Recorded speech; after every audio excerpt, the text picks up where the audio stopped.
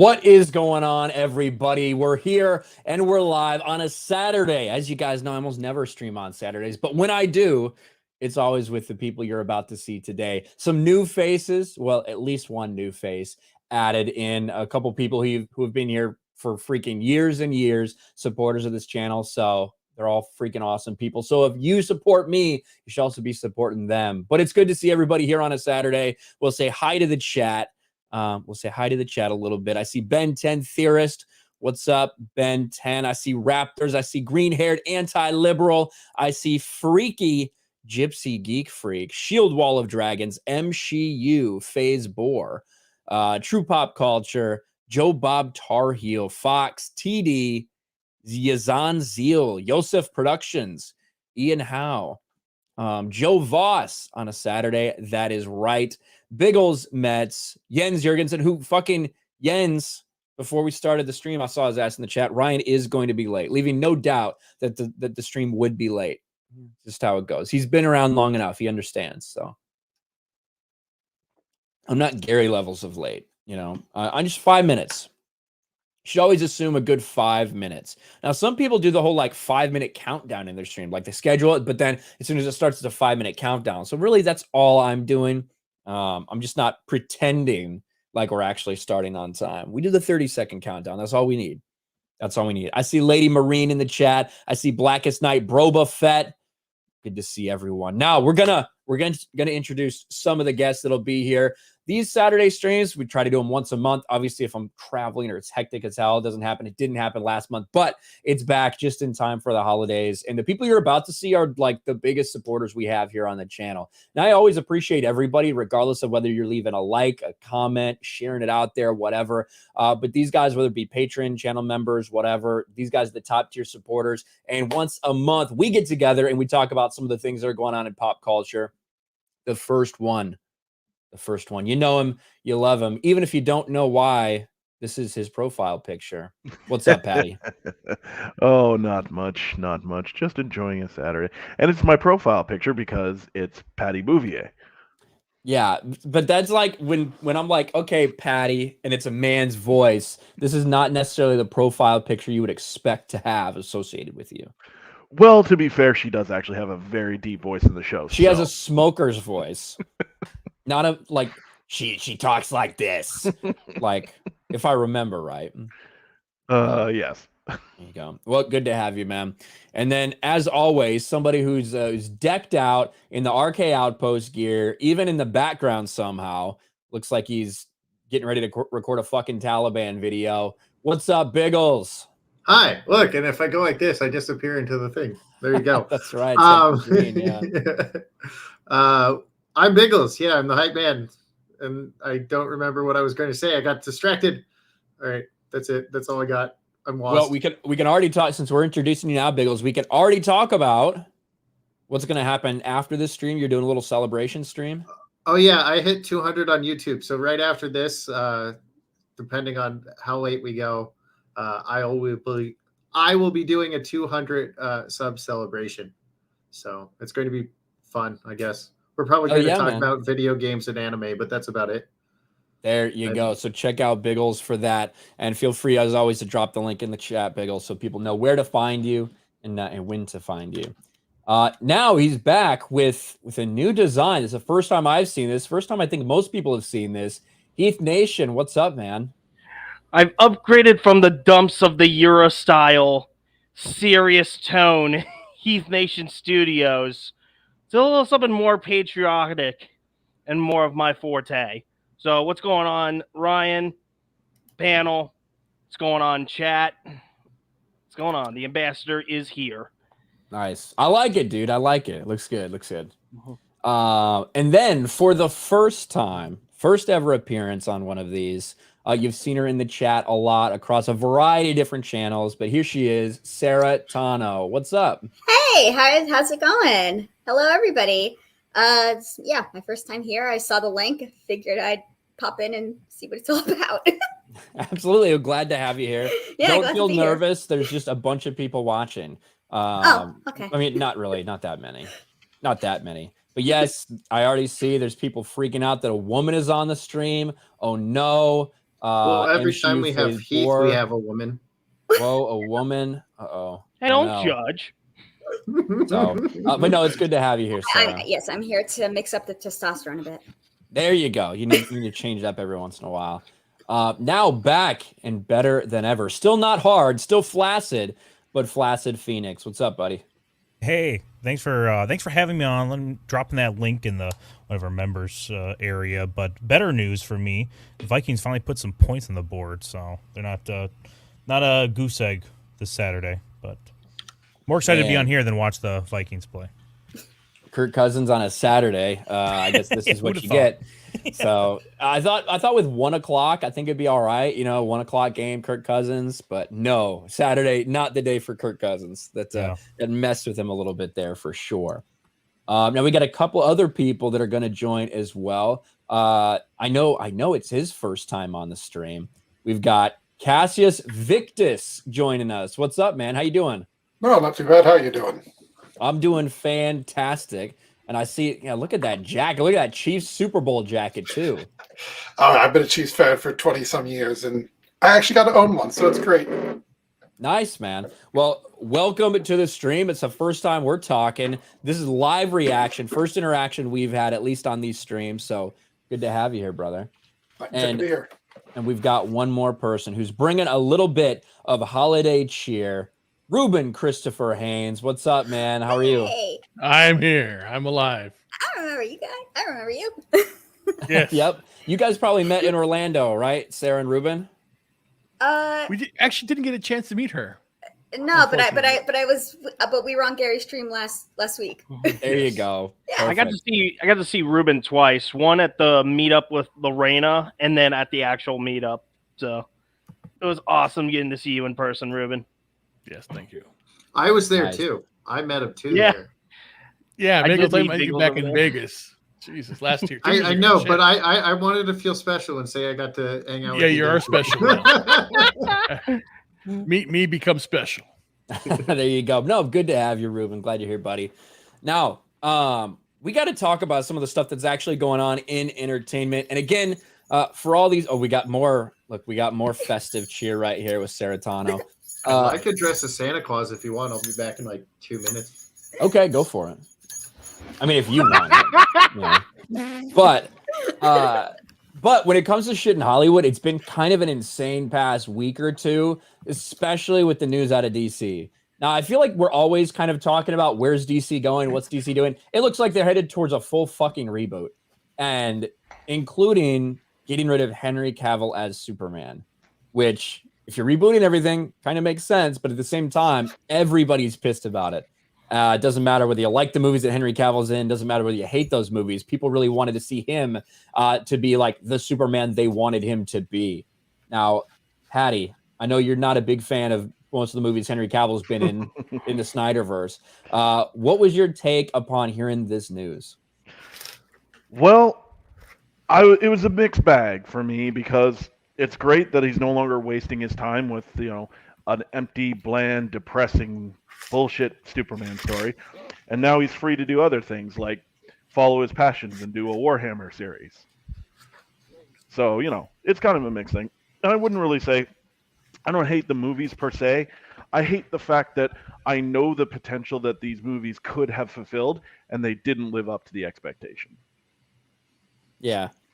Do you think that the full reboot's the right way to go? Well, for DC, absolutely. Considering all the problems they've had between the movies themselves, the actors acting up, it's just been one horrible mess. Well, there's Biggles. Santa's Ho, ho, here. ho! That's what she said. She does Santa say ho, ho, ho. Mats. Oh my gosh. No, it's Santa Biggles, okay? There's even a song about it. There. I bet okay. there is. There is. Oh Jesus. There you go. Looking good, Biggles. It ruined my thank green you for- screen, though. Thank you for bringing in the holiday cheer. Somebody else is going to bring some holiday cheer. He was talking a lot of shit in the chat, was probably stuffing his face, but now he's finally ready to be here. Mr. J, what's up, Ryan? man? Ryan, you a woman and a Kansas City Chiefs fan? A Kansas right. City Chiefs. You know I'm allergic to them, Ryan. Yeah, I don't think you Not the really women. are I can't because fan. you are a Chargers fan, Yep. but you That's also live unfortunate. half a world away. So Doesn't I don't matter. know. You can't be that allergic. Hate is endless, as they say. See, you're a Chargers fan from across like the pond, so you didn't even feel the pain when they left San Diego. It didn't matter to you. If I didn't feel the pain, I left all fucking Facebook pages. I couldn't stand it. Every single one of the memberships I was in, I left them. I don't blame Wait. you, honestly. It was a I- horrible decision. I thought he was a Colts fan. Oops, my bad. Biggles. Ooh. I hope thought you said you- you liked the Colts. I hope He's you a got fan of the glue factory. Biggles, Hey. I hope you got a chronic anal itch and arms that is too short to reach. Well, Oh, my arms are too short to reach, so Good. you'll at least get that part. There you at go. least the Vikings are on the board now. Maybe we got some Henry Cavill arms. Yeah, Henry Cavill does have shockingly short arms. Biggles, do you feel the pain with Henry Cavill? Yes. do About you him think leaving Superman? Well, Or no, about he's him short having arms. short arms. He's short Yeah. arms, so he can barely wipe. Having short arms and short legs sucks, and then if you have big muscles, then it's even harder to reach your ass. Just Well, yeah, I think Henry Cavill might have that problem. Yeah. I believe it. My Alright. health teacher couldn't wipe his own ass. He was on The hell? steroids. Yeah. He had short arms and he was on steroids and he couldn't. Yeah. So what I do don't you know how he do? wiped it. I don't know. He probably had one of those Japanese toilets that blow the water up your ass. I don't know. Those Japanese They- are like European. I thought they were Japanese. Oh, jeez. I- They both use them. Well, I Call it think bidet. yeah, I think they're European. Oh. Well, the European There's a lot of toilets- European men that are used to getting things shot up their ass, so it, Oh, it yeah, kind of like- works. Oh, for Yeah. sure. Thanks, Ryan. You're welcome. I know Those the are Europeans ambassadors to love it China. up their butt. Yeah. Uh, I agree with Jeff in the chat. Regular football is dog shit. College football is much more fun, in my opinion. Especially college girls. Better audience, better music. Oh, absolutely. Better traditions too. I get way more invested in NFL season than college football season. Just because I like. Chicago. Same. Well, I mean, not to say I don't like college sports. I do like Big Ten college sports, but it's just I get more invested in the NFL than I do in college for sure. It's just college like is all about, to me, it's about like the program and the tradition, and it gets kind of boring. You know what I mean? Where I just feel like there's a lot more fucking drama and all these like crazy stories going on in the NFL all the time, and it's way more interesting to me. And obviously the level of play is much better. But anyway, I I have an want to unpopular opinion. I have an unpopular opinion about the NFL, but I'm going to keep it to myself for a moment because I might start a wildfire in chat. Start the fire. Good to burn the brush. Oh, come on. Now you have to say it. Okay, The NFL sucks now. There you go. Tom Brady shit. Tom Brady shit. There, I said it. Well, go Tom back to Brady. where. Well, Tom Brady's always going to be an unpopular opinion, just as much as Nick Saban. But besides that, let's go back to wearing leather helmets. Changed my mind. That's your opinion? Yeah, Oh, I don't Yeah, want then to. everyone's I going to be don't wanna talking hear like any- Antonio wanna- Brown with their Yeah. CTE. Yeah, with everything going on with Antonio Brown and Deshaun Watson, I don't want to hear a goddamn thing about player safety ever again, because the same people that preach about it are the same ones that enabled those guys to be freaking menaces to society. That's my opinion on it. Listen, I don't know if Deshaun Watson's a menace. He's just fucking getting rubbing tugs from like literal whores. You know what I mean? Like that's what Deshaun Watson was doing. Let's be realistic. Yeah. And why you Says go says to Ryan those with the things. woman in the middle, surrounded by men. Yeah. Nice one, diversity officer. Nice one. that is all happenstance, but it did just work out that way.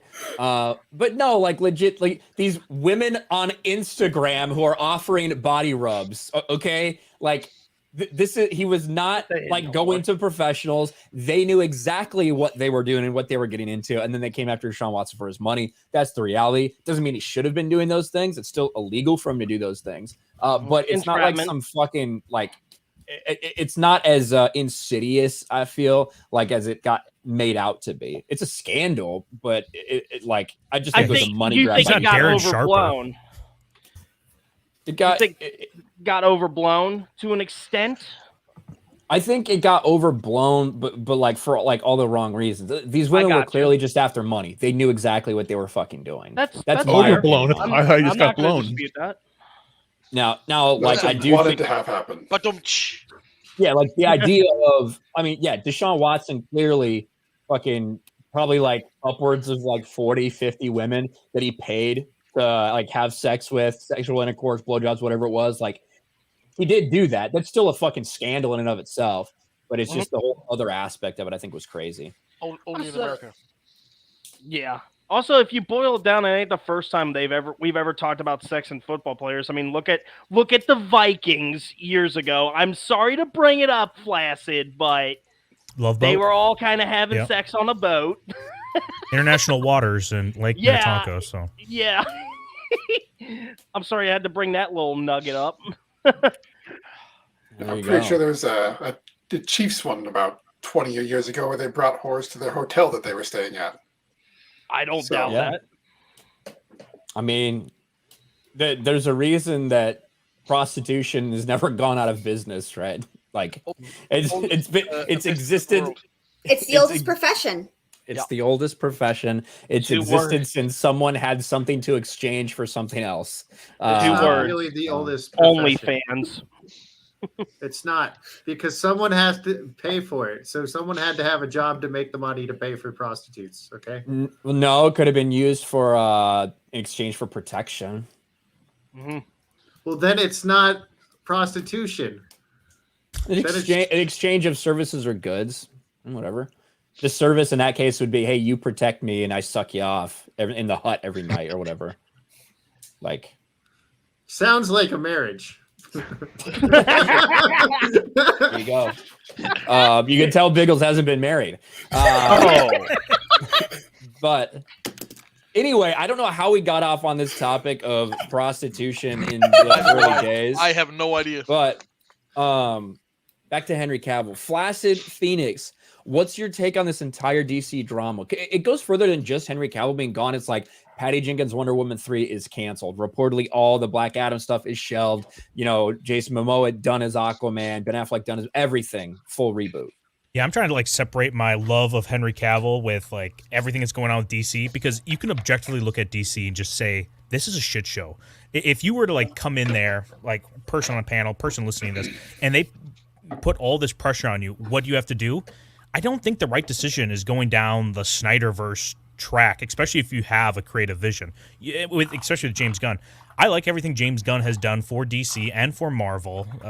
Christmas special was okay, but I love the Suicide Squad. I thought the Peacemaker was underappreciated by many fans, and I'm excited for where he's going with this DC universe. It sucks that Henry Cavill's not there, but we have to separate ourselves from it all, and I think the only reason why he's openly able to say about Henry Cavill that he's on the outs is because none of the other cast members, or excuse me, all the other cast members have a movie coming out soon, right? The Flash, Aquaman, except for Wonder Woman. That one's still like iffy, but I mean, I'm sure he would say everyone else is getting the axe too, but I don't think he can come out and say that. That would undercut a lot of the sales of upcoming movies. So I'm excited to see where DC goes with it, but I mean, it sucks for Henry Cavill, but I mean, what are you supposed to do?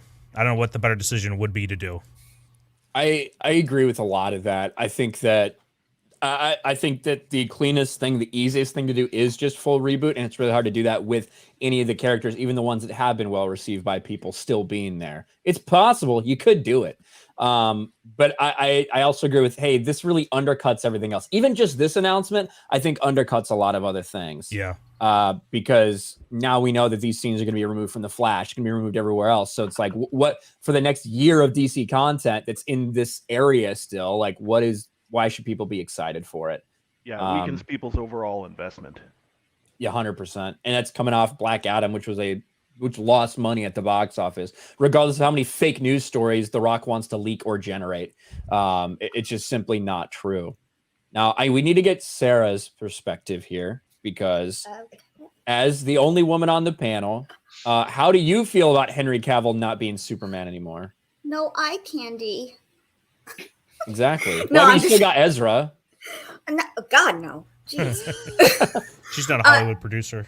No, I'm not really a DCEU fan, but I am a Henry Cavill fan, and the fact that he's not playing Superman anymore, I do believe is awful, because he is one of the very few like Hollywood actors that respects the lore and respects the content and everything, and he's a fan just like us. So us losing him as Superman, I mean, I think that's a bad idea. I think you have to feel bad for Henry Cavill. I feel bad for Henry Cavill because this is a guy who is just like 20 years ago, he would have been one of the biggest fucking stars in the world. Undoubtedly, people would have wanted to have him in everything. He could have been like the next like Tom Cruise. Like, I mean, I don't know if anyone could ever be Tom Cruise, but he could have been like one of those like huge stars in Hollywood right now. Yeah, he's certainly taller than Tom Cruise. But you're right. Like, he's just this masculine man who cares about what he's doing, who cares about respecting the source material, who cares about the fans. And he just gets raw deal after raw deal, leaving The Witcher. Now there's a bunch of so rare to find these days, in terms of Hollywood. Yeah. And now there's a bunch of rumors coming out from The Witcher, insiders at The Witcher saying Henry Cavill was really hard for all the women to work with. I read that this morning.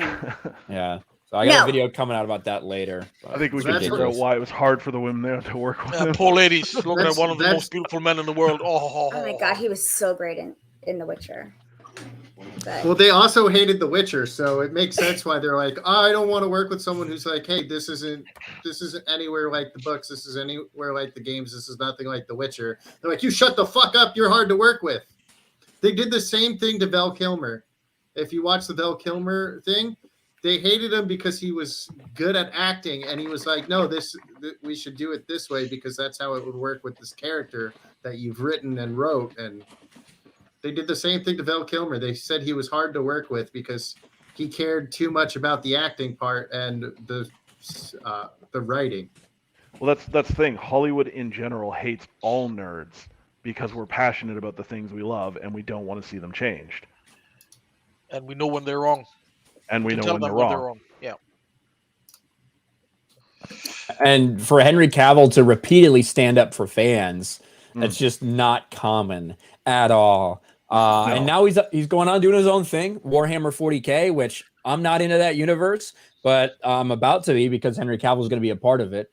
And there are some people that are worried about it being on Amazon, but at the end of the day, it's under his control. I'm sorry, he has more control.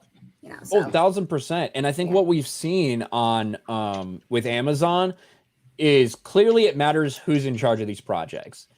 You can have something good like Terminalist, or you can have something horrific like Rings of Power. And it all just depends on who are the people that are actually in charge of these programs. Amazon's still putting it on the platforms. But yeah, so I hope it'll be great. What about you, Cassius? What do you think of this?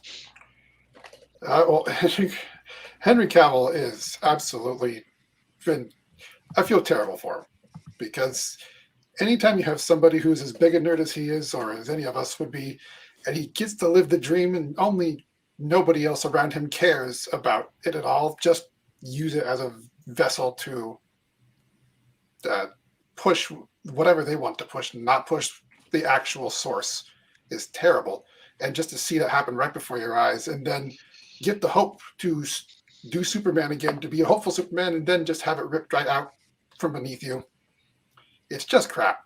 And I think what would have been nice is if they would have filmed one scene for The Flash, which is just Henry Cavill Superman pleading with, I don't know, the next Superman or something like that, saying, be hopeful, be positive, just to send it off into the new one. Just give him something.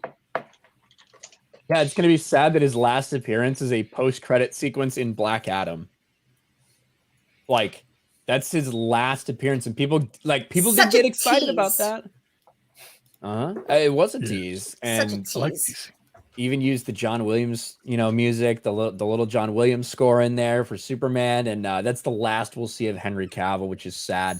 But speaking of teases, how do you feel about it, Ruben? Basically, Warner Brothers is a woke bitch. They fucked it up, basically. I'm kind of pissed because, again, Henry Cavill, based upon the authenticity that I see from yourself and other people who have engaged and seen how Henry Cavill respects the fans. That is a movie star. Because again, what's Henry Cavill going to be doing now? And Warner Brothers and James Gunn just realized they fucked up, because again, the Instagram post of him doing 40K, if he does it right, because he said that I'm going to do this right by the fans. That is someone who cares, just like Tom Cruise did at the beginning of Top Gun Maverick, how he went out there and said, this is for you. This is a movie star who understands. He's a movie star by the fans who put him there, and respects that, and then honors that, and that I respect in him. And so I say, fuck Warner Brothers, fuck James Gunn, move on. Yeah, that's I think there's a lot of anger at James Gunn right now, undoubtedly. And I think he's in a tough spot, because it is like you come in here with this 10-year mess that he has on his hands. And so do you try to honor all these commitments that the previous people made, or do you say, all right, let's start fresh, let's do our own thing? And I don't know if James Gunn's the right guy to do it. I liked the Suicide Squad. I did. Do I want that as the entirety of DC? No. Do I think that's what James Gunn plans to do? Not necessarily either. You know, I think that I think he probably understands that, and he's probably going to try to make a very different comic book universe than just his quirky shit that he likes to do. But I fucking certainly hope that it's not just James Gunn type of movies. Right, just like you just said, you and Ryan's take on Avatar, basically like blew everyone's mind. Like, you guys liked it. Again, I love Ryan. Ryan's take on Avatar was perfect, I thought. It's a movie. He's a little biased. Mm-hmm. It's a movie. It's a movie. But again, the whole idea is, James Gunn, you have a chance, make a movie. We'll be honest about it. If we like it, we like it. We don't, we don't. But, don't show the fans. And then that's it. This is Warner Bros. Last chance. He's now in control. One movie. Make it happen. Yeah, it's going to be a lot of pressure right on whatever he does first. That's for sure. Well, he's already started at the DC or a DC movie, and it was fucking awful. I know Flaccid Phoenix said he liked it, but the Suicide Squad was fucking dog shit, and so was Peacemaker. Oh, no, that's trash take. Sorry. Why didn't you like Peacemaker? It sucked, especially the intro. That's a Can you be more well-thought-out opinion. specific? No, Is it because of John Cena? I don't like lasagna. Partially. It sucks. partially. So I watched, I think, the first 2 episodes of Peacemaker, and I never watched any else. It just didn't grab me. Maybe it was because it was John Cena that was part of it. I liked his character in the Suicide Squad. I liked his addition in that because he's just a part of this ensemble. But when it was just him, I just kind of got over it pretty quick. But I liked the Suicide Squad though. I actually watched that with Chris Gore in LA at a screening of that. Nice. And we both did a review at his house in LA right after it. And yeah, I liked it. Yeah, and because of that review, I watched the movie and I wanted to kill myself after. Thanks, Ryan. I think you might have some underlying conditions that That dialogue was talk to a dog professional shit. about. That Hey, Ryan, dialogue was so so depressed. bad. That's why I hate Aquaman. Better luck next time, Ryan. Better luck next time. Yeah, but I consider the Suicide Squad a popcorn film. I just wanted to turn my brain off, watch something, and be mildly entertained. I didn't invest anything to it, and I basically, if I went in there like that, I liked it. Whatever, I tried, but the dialogue made me want to blow my brains out. It was What? awful. What line was it that almost made you pull the trigger? I don't even remember. That's how bad it was. That's what I mean. Like, I don't feel I can tell you, like, that's how bad it was. I can tell you the one in Aquaman where he's like, "Oh, I stink," and he's like smelling his armpit. That was the one for Aquaman that made me want to kill myself after. Okay, I understand if you don't like something, And then- but to be so passionate about it, and not have like one Ugh. great example of why it's complete trash and why you It feel was- so passionately It was against just it. so bad. I couldn't even think of the line. All That's right, how I all right. like blocked it out of my mind. But because of quick that. shout out to Chris Gore, who may or may not be listening to the stream right now. I think I can confirm. I think he's lurking. Oh, He likes to lurk in these chats. Yeah, I know. I did, but I loved the Harley Quinn. When she left, when she killed the guy and then walked out and shot everybody. The way that was shot, cinematically, was very beautiful to me. Again, I liked moments of this thing, and then the whole idea of the polka dot man and his trauma and how it was visualized. That made sense to me. Yeah, like you're saying, Ruben, too. It had Like moments. the Ratcatcher too, right? She yeah, had that like such an one. emotional part in there too. Like, how can you make Ratcatcher not one, but Ratcatcher 2 Ratcatcher and have 2, such yeah. an emotional scene with you? You're like, wow, this is good, and they're actually working as a team. So yeah, good point. Right. And I then think yeah, go ahead. I think that's where James Gunn kind of thrives, is taking these characters that maybe not a lot of people have a massive investment in, and being able to do what he wants with them a little bit more freely than he would, say, a Superman or a Batman story. Guardians of the Galaxy, in case in point. Yeah, take Guardians, like, because let's just be real, not the general audience didn't know who the Guardians of the Galaxy was. They had no fucking idea. And Gunn was able to do, he obviously still stuck to the core of what those guys were about, but he also was able to very much freewheel with it and kind of make them their own. And, I think that's where he's like at his best. I don't know what that looks like if, say, James Gunn is writing, directing, and producing a Superman movie. So is there know. a Iron Mike like character in the DC gallery that's also a collection like the Guardians that he could utilize as a kicking off point? Well, I mean, the Suicide Squad's like a perfect group of people for That him to was use, been, yeah. like, because you can just fucking kill off a bunch of them if you want, and like whatever, right? So that's kind of a good one for him, but we'll see. Maybe he just structures everything going forward. But also, James Gunn said he's not directing it. I think he's just writing and producing, right? He said he's writing it, and they haven't decided on a director yet. Yeah. Okay. He didn't necessarily say I'm not directing. He said we're still trying to figure out who the director is. And it's also possible that James Gunn is taking up more of like a Kevin Feige role for the ongoing DCU. Yeah, 100%. Now, I don't know if Kevin Feige sits down and writes these movies. No, but like he may be just doing the general oversight for all the projects that are coming forward. Yeah, 100%. I want to hear Mr. J's opinion on this, because we talk sometimes in the Discord about shit like this. So, Listen, what do you think? This is the never-ending story of shit shows. But if people had bothered to look, they would have seen it coming. Black Adam was the bell that told the end. From the get-go, we knew it was shit. Watch the movie. Cyclone. It's Atom Smasher. The kid Amon. I want to murder them. When I watched that movie 10 minutes, I wanted to murder that little kid in real life. I want to rip his spine out. That's how bad it was.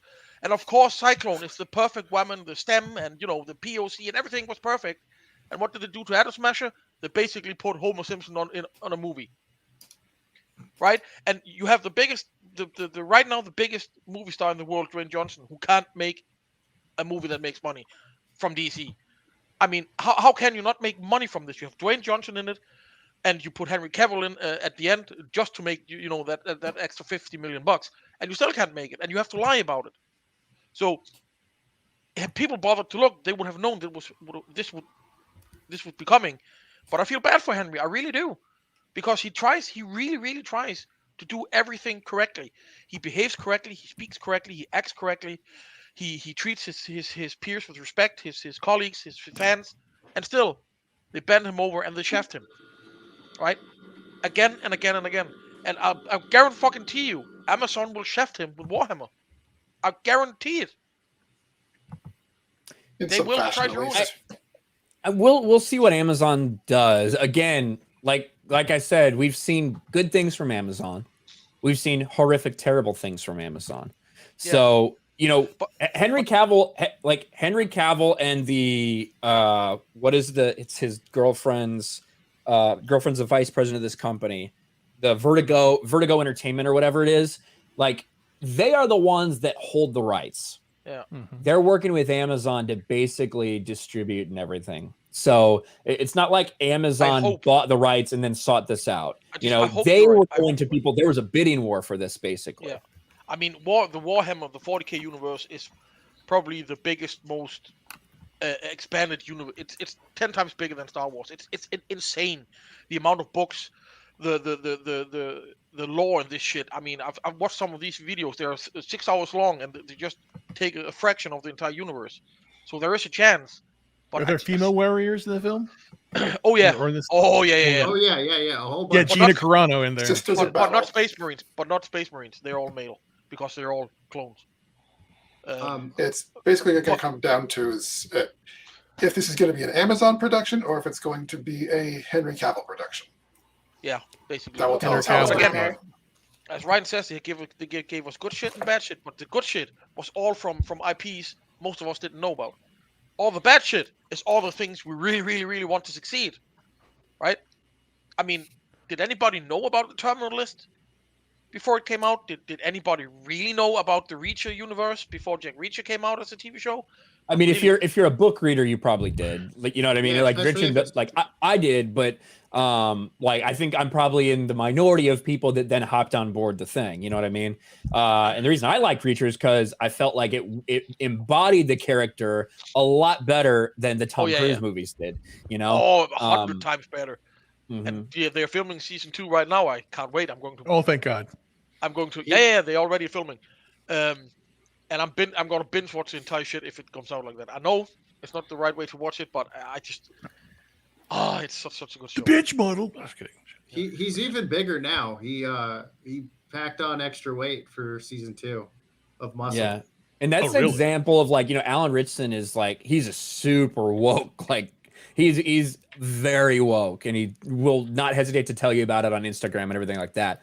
But, you know, that show was good. You know what I mean? That show was just fucking straight up kind of like 90s era entertainment. And I just think that, you know, hopefully we get, I don't want 90s era entertainment in a Warhammer 40K series, but I don't, with everything going on, I think that Henry Cavill's making this move because he wants to be the person who decides everything now. Like he's got his life jerked around in Hollywood for fucking 10 years with Warner Brothers, a couple years with Netflix, and they fucking went away from the source material. I think he just wants to do what he wants to do. He's been shafted enough. Oh yeah.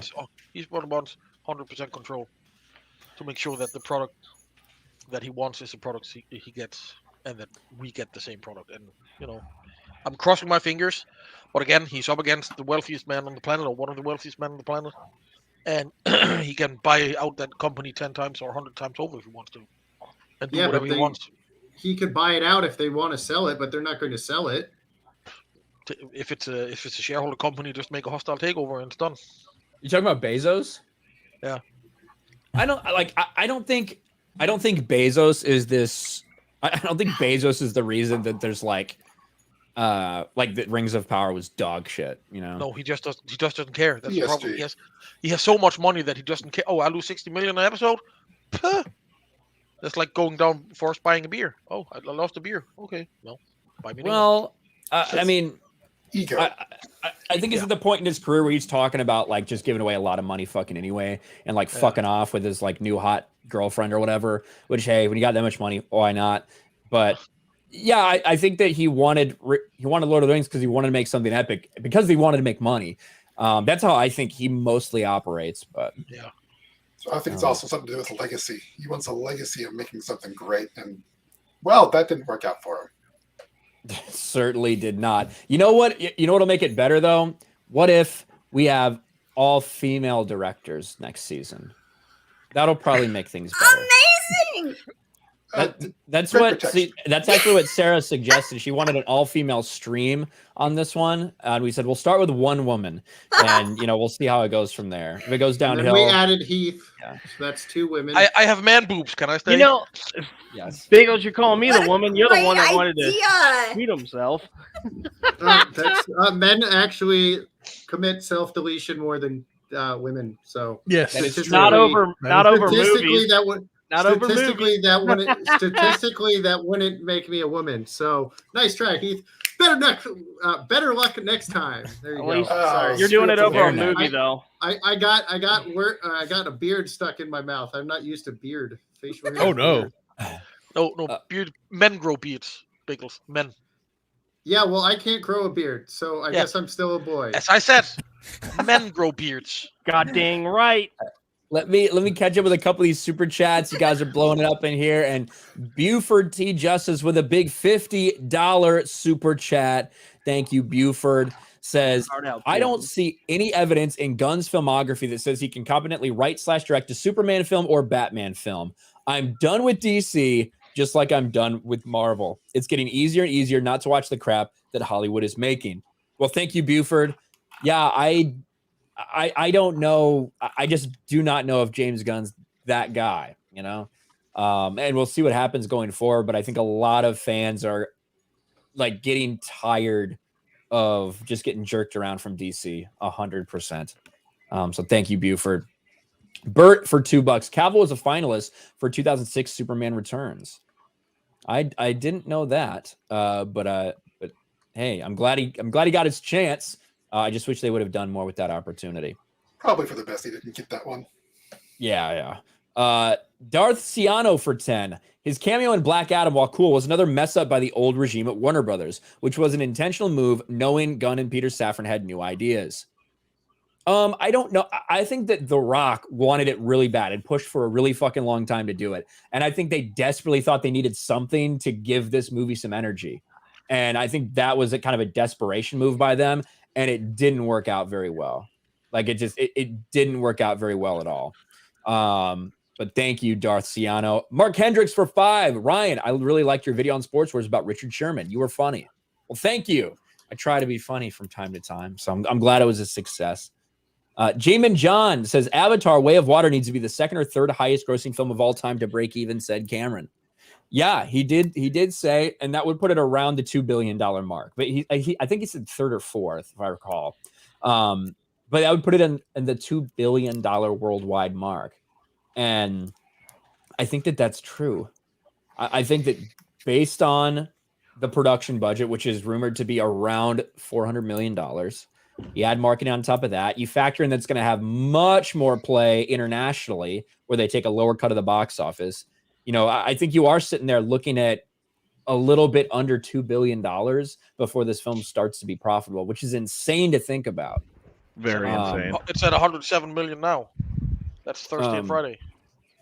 Yeah, I mean, it had solid Thursday and Friday here in the States and a solid one overseas. This is, and I think you're seeing a lot of people react to, oh my gosh, this is fucking horrifically low for Avatar, the opening weekend. But it's because I think people are now used to the comic book release hype where the first weekend is fucking massive. And then there's like a 68% drop off on weekend 2. And then it's like nothing. It makes like all of its money. It makes like half of its money in the first weekend. But it's that's Christmas just next week, so you know a lot of people probably bought this for Christmas presents. So next weekend is going to be insane, and in the Christmas days, everybody's going to go watch that movie because they got it in the Christmas presents. I think next weekend will be higher than this weekend. I don't know about that, but I don't think it's going to be a massive drop off. I think. Well, let's look at what the most recent numbers are right here. I think my prediction. I said it the other day. I think that it's going to do $2 billion worldwide. I think the news is 107 million. I think it's going to do $2 billion worldwide. This is the most recent numbers we got yesterday, or I think today for this, based on these Friday numbers, right? So, box office, Avatar: Way of Water brings in $53 million opening day. So that includes Thursday and Friday. Now, that's not that big domestically compared to a lot of other things we've seen. Look at some of these numbers. Doctor Strange, $90 million. Black Panther, $84 million. Thor: Love and Thunder, $69 million. Now, Jurassic World and the Batman are rounded out just under $60 million. But, you know, I think Jurassic World Dominion, I think, is maybe a better comparison to something because that has better legs. That has had better legs than any of these other fucking movies, especially these Marvel ones. But do these include for Saturday or just Thursday and Friday? These are just Thursday, Friday numbers. Okay. Mm-hmm. Do you believe there'll be any impact, Ryan, with like political events like the Ukraine stuff and then the stock market could affect Avatar anyway in the next couple of weeks? I don't think that it's going to have a super big impact. You know, obviously it's not opening in fucking Russia or whatever. So, okay. That's an impact. But, who just dropped? Just the idea of people trying to like go to the theater, get it, enjoy yourself. And they have like, well, shit, I just lost my stock portfolio or whatever. You never know. If he kind of turns down. That's what I'm saying. there's no doubt that inflation and the economy have had an effect on everything. You know what I mean? Everybody's spending habits are affected to some extent. But specifically with this movie in comparison to the other movies that came out this year, I don't think so. But I just think this movie is going to have much longer legs than the typical thing we're used to, because it's not time sensitive. You don't have to worry about spoilers. Like, it's just not that kind of a movie. And I Not think that it's I'm going going to see this film in the theater, but do you think that the quality of the CGI and at least the texture that he utilized far passes any other film out there currently? It's the best. It's the best thing that I can remember seeing in recent memory for sure. Yeah. And the entire thing is like mocap CGI. Like, it's Right. all like that, you know. So it's a technical wonder, certainly, and it looks so much better than the MCU stuff. Like, That's what I'm saying. Yeah. not even fucking close. Like- There's a couple things where it's clear they are trying to push the boundaries of the technology they have. There's some action sequences where they bump it up to that fast frame rate, that 48 frames per second, and it looks weird when they do that. It looks like the best video game you've ever seen, basically. You know what I mean? But it does stand out a little bit there as something that looks different than what they're normally doing. Now, has anybody else here on the panel seen it? No. I have I seen it. didn't- Nope. Yeah, I didn't care for the first Avatar, so I really didn't care to see the second one. Yeah, I didn't like the first one either. I remember that from last night, Friday Night Tights. You know, a lot of you guys who loved Avatar 2 didn't care for Avatar 1, so I wouldn't say I loved it. I would say I liked it, you know. And what I liked about it was that the story, the bad dad syndrome is fucking just rampant in Hollywood, and it has been for years. This was a story about a father that was ready to do anything to protect his family. It was about a wife who, even though like she wanted to protect them, but she was like questioning some things, but she stood behind her husband 1000%. You know, she deferred to him, things like that. And it's just that type of stuff. I don't think we're as used to seeing in Hollywood as we should be, or we're used to. This nuclear family, traditional nuclear family values. And I enjoyed it. Yeah, I thought I would. I thought it was Yeah, better me too. than the first one. The characters too were way more compelling. If you rewatch the first one and then watch this one, like it feels like all the ones in the first one are so stereotypical. Like, I'm a jarhead, I'm a scientist. This one, at least, you have people with there are more complexities in their relationship, especially with the kids and the dynamics there. I do feel like it felt like there was this YA kind of push into the movie that didn't need to be there. That if you could somehow streamline a lot of that other stuff, it could have been a lot tighter of a movie. So when you I don't mind a movie being 3 hours, but when it's not paced right, or there feels like there's these storylines going in different directions that don't feel as compelling, or you don't get invested in, then you feel the length of the movie and you start kind of going, okay, why is this so long? But I will say Stephen Lang's character, the Colonel, he is the best by far. I mean, as a former Marine who hates motard shit, like I hate when people say "oorah," there's something about when Stephen Lang says it that I'm like, oh man, I might re-enlist. This guy's got me going. I love whatever he's saying on screen. I love it. He's actually like, so I rewatched the first one for the first time in 13 years after seeing the second one, not before, after seeing the second one, and there is something about that. He is just a straight up fucking stereotypical, like, fucking jarhead Marine. You know what I mean? Like that's what they're going for. But it's so, it's just, there's something very simplistic about it. Like, that's the best way for me to describe James Cameron, not only Avatar, but Avatar 2. Even though it's surrounded by this very complex world that they've built and this technological marvel, the story itself is very, very fucking simple. Much in the same way Top Gun Maverick was very, very simple. Like, it's not like that's complex. And sometimes that's all you need. It's just a simple story. Yeah, it's a story of course, good versus evil, and the evil in this case just happens to be all white men virtually. But you know, the the background of Avatar undoubtedly is an environmental propaganda story, and also talking about indigenous populations. That's there. That is the story. That is in the background. That's the inspiration for it, certainly. But within that, I just saw a lot of universal themes. Even the kids. It wasn't some. It wasn't some like, oh look, they're different. Racism. It was a story about, hey, when your dad changes jobs because he has to, because it's like for the good of the family, and you guys have to move, and you're really fucking mad. The kids are really fucking mad at their dad that they had to do that, and they have to go to a new school, but they're trying their best. They're trying to fit in. That's what it was. And just something really pure about it. And I had a good feeling walking out. And I cared about the characters. I didn't even know the fucking characters' names in the first 45 minutes of the movie because there's so many weird names being dropped around. They got the weird accents, but I was already invested in whether the character, like what happened to them. So, yeah, I liked it. To be fair, that's also the story of Karate Kid. Yeah. His mom changes jobs. They got to move to a new town. He's the new kid in a new school. Yes. It's a very simple story. Karate Kid.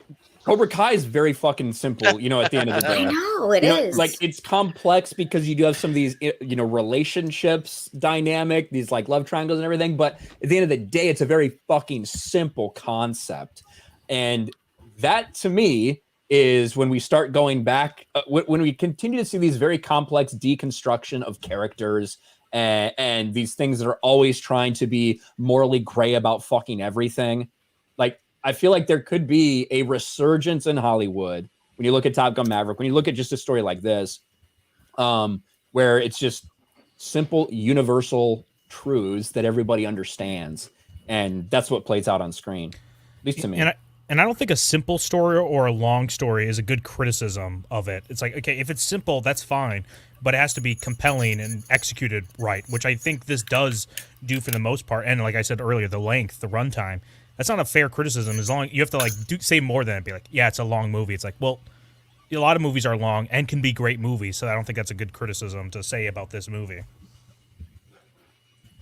Yeah, I mean, I get that people there are some people that want to go there, and I'm this way too. Like, I do like being, challenged sometimes when I go into a movie and, wanting depth and things, but I also sometimes want to just enjoy a little bit of a simpler movie that's not trying to say, like, the difference between The Batman, right?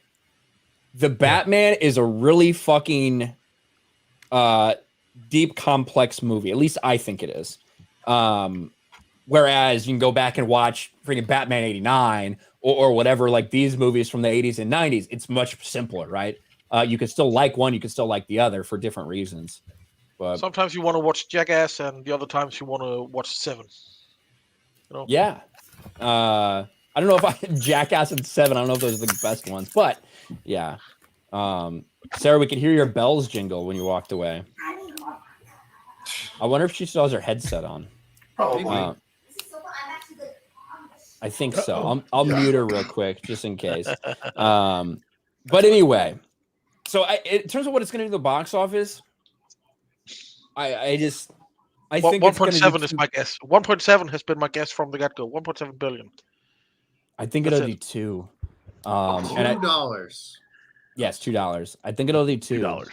And my initial prediction was 1.5, and then I started seeing some of the long-range global ones, like the international ones. I'm like, I'm just gonna go with 2, and we'll see. That means it'll break even. Like, if it does 2, that's still that's not successful for the amount of money they put into this. But that's what I think it'll do. Good, right? Because the market that they're depending on is China, and China is opening up now. They're actually letting people out, and they thirst for entertainment. They want to go to the movies. They want to go out and eat, and it could be wild in China with this movie, like really wild. And the problem is, the problem with that is that they don't, and that's why I do think the $2 billion number is real. We only get 25% of the proceeds from the box office in China. Yeah. So if this movie makes $500 million in China, like, the studio only sees $125 million of that. Yeah. So when you start having returns like that $2 billion break-even point starts to make a lot more sense.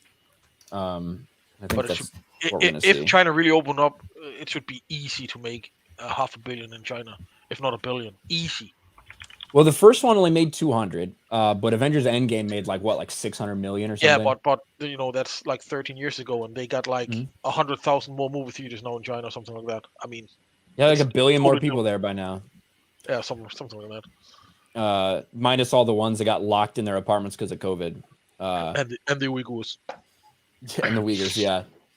Mike H for 5. Will future DC movies flop because of them removing Henry Cavill as Superman? I think fans will indeed revolt and boycott.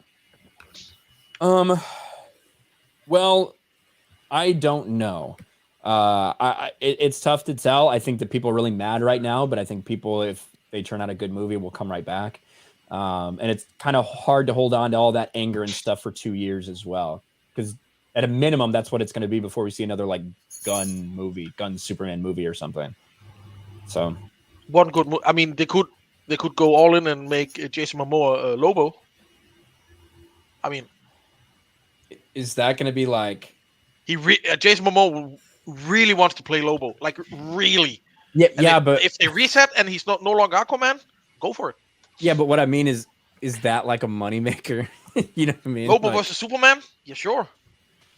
I mean, yeah, Lobo's like he's like really, really anti-woke. I mean, he's really out there. What were you gonna say, Flaccid? I was gonna say, who's the Warner Brothers head now?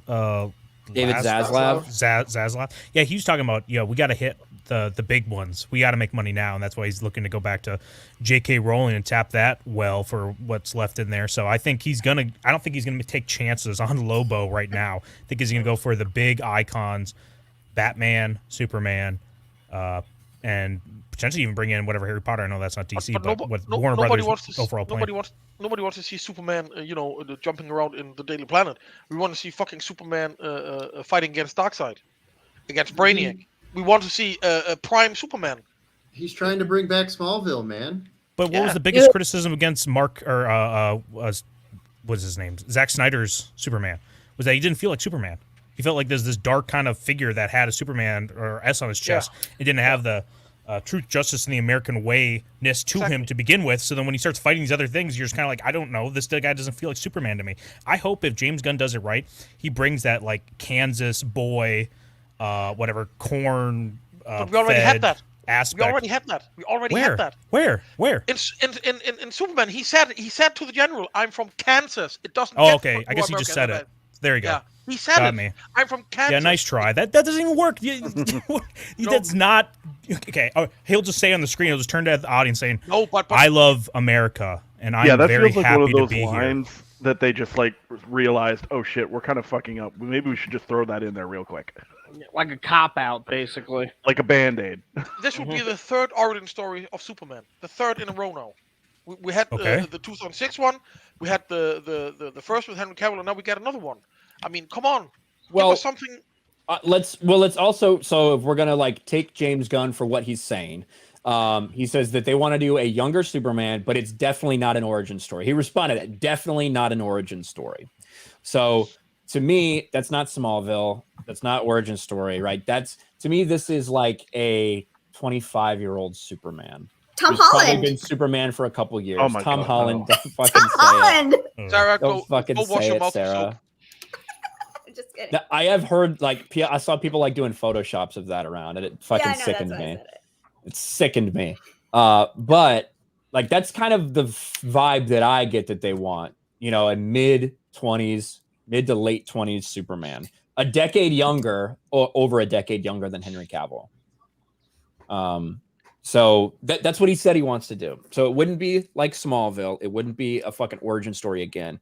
But I see what Flaccid Phoenix is saying in terms of, what everybody what people seem to want is just Christopher Reeve Superman, right? Yeah. They want they want him to be this like stumbling, awkward guy. They want to show the cheesy stuff. I don't actually know if that's what audiences want. I think that they want I think they want a combination of that with just fucking mindless action shit. Lois Lane is going to be the next Superman. I wouldn't say you want the stumbling, awkward Superman. I think you want the hopeful Superman, the one who actually inspires people, as opposed to the one who's just so depressed all the time. You want the contrast between For that Lois Lane. Superman and a sort of dark, brooding Batman to, create a duality. Oh yeah. We want truth, justice, and the American way. That's what we want. Period. That's We it. want, it's kind of goes back. We want the uplifting story as opposed to like the dark origin story. Like we've seen that far too many times in these like It's so much fun. movies, like the Marvel Cinematics and all that shit. It's like go back to square one here, that kind of thing. Just take it back to when superheroes were inspiring and uplifting. But no, everything's just got to be too serious now. Just I give would love us to what see- Chris Evans was doing in Captain America, the first Yes. Avenger, and a little Yeah. bit of Avengers 1. That aspect of him where he's Yeah. just that And wholesome. make him fly. Mr. Like I would have loved to honestly, see Henry Cavill against Lex Luthor. That is not Eisenberg, by the way. I would say Again, if they're having trouble I figuring agree, out Jay. where they're going, then what they need to do is just take all of the animated series, the Batman, the Superman, the Justice League, adapt those. It's the easiest way to make money. I think that you just take that. You're 100% correct about establishing this duality between these characters. Even though I really liked the Snyderverse and what they were doing with, using a character like Superman who does feel like the fucking weight of the world is on his shoulders, and that no matter what he does, half people are going to see him as a god, half the people are going to see him as fucking Satan. Taking a Batman who's been fucking twisted and broken after fucking 20 years in Gotham and everything just continues to get worse, who regains his humanity through seeing the humanity in an alien that he's about to kill, right? I fucking dug that. I really like that story. However, I think it's fair to say that the general audience wanted way more of this very traditional story. They want to see the two people who think they know like what's best and are fighting towards the same goal, but they have very different aspects of how they go about it. They have different ways in how they see the world. They have very different views on, hey, look at this criminal. Here's a fucking criminal doing bad things. What does Superman think about this person? What the end result should be, how to do this, and what does Batman think they should go about that? Like that is what makes those characters. That's what's made them iconic. That's what's made them this fucking massive cultural phenomenon. And to ignore that, I think is probably and that a movie would have mistake. been so much better had they not put in Jesse Eisenberg. Yeah. Why? Oh, yeah, he was What? bad casting. It was just really shit. Honestly, I think there should be a full sale purge. Like anybody that's like a liability at that point, just get them out of the picture, start from scratch over again.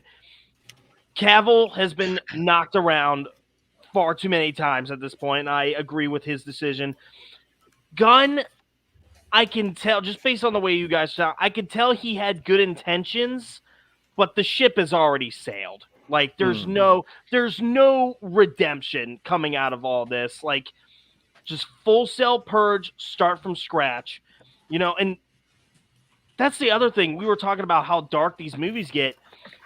Like look at the animated movies. Like the animated movies like in canon, they were basically almost similar to what we've been reading in comics, and then the side movies were they had their their dark points, under the Red Hood, that kind of thing. But I it love was that more movie. it was more intriguing. Like we got to get back to like telling a cohesive story without, just making everything depressing. Trying to glamorize like a depressing, brooding, feel. You can be brooding and introspective without being depressing. Yes, And that seems like the common theme for Snyderverse is just depression. Yeah, I don't see that. But I couldn't have worded it better, Patty. Thank you. Because I mean, you look at Snyder's movies, and he basically just takes two concepts that he's seen from someone else, mashes them together, and then mixes in his own little sprinkle of depression and cooks it in the oven. And Honestly, so for like Man of Steel, you got Superman 1 and 2. For Batman versus Superman, you got The Dark Knight Returns and Death of Superman. For Justice League, it's Injustice and probably Justice League War. If you've seen that movie, oh yeah, it's a decent movie. I like that. Yeah, I liked it personally. A lot of people didn't. I enjoyed some parts of it, but it feels Justice League like War. Yeah, Justice League War. It's one of the New 52. Yeah, I mean, Yeah. it's pretty Animated much ones? the first volume of Justice League from New 52. You know what I mean? Yeah. Except they have is it like fucking Cyborg instead of Shazam or something? Oh no, Cyborg, Shazam are both there, as well as Green Lantern. There's somebody that's mixed up though from the actual comic. Anyway, yes, though, that they pretty much did like you said, Heath, they kind of took that comic book and they switched up a couple things, but they made that comic from New 52. I think it was good. I like it. Honestly, I feel like what Warner Brothers were trying to do, they saw how successful the Marvel movies were becoming, and they were like, we're gonna do the same thing, but we do it faster.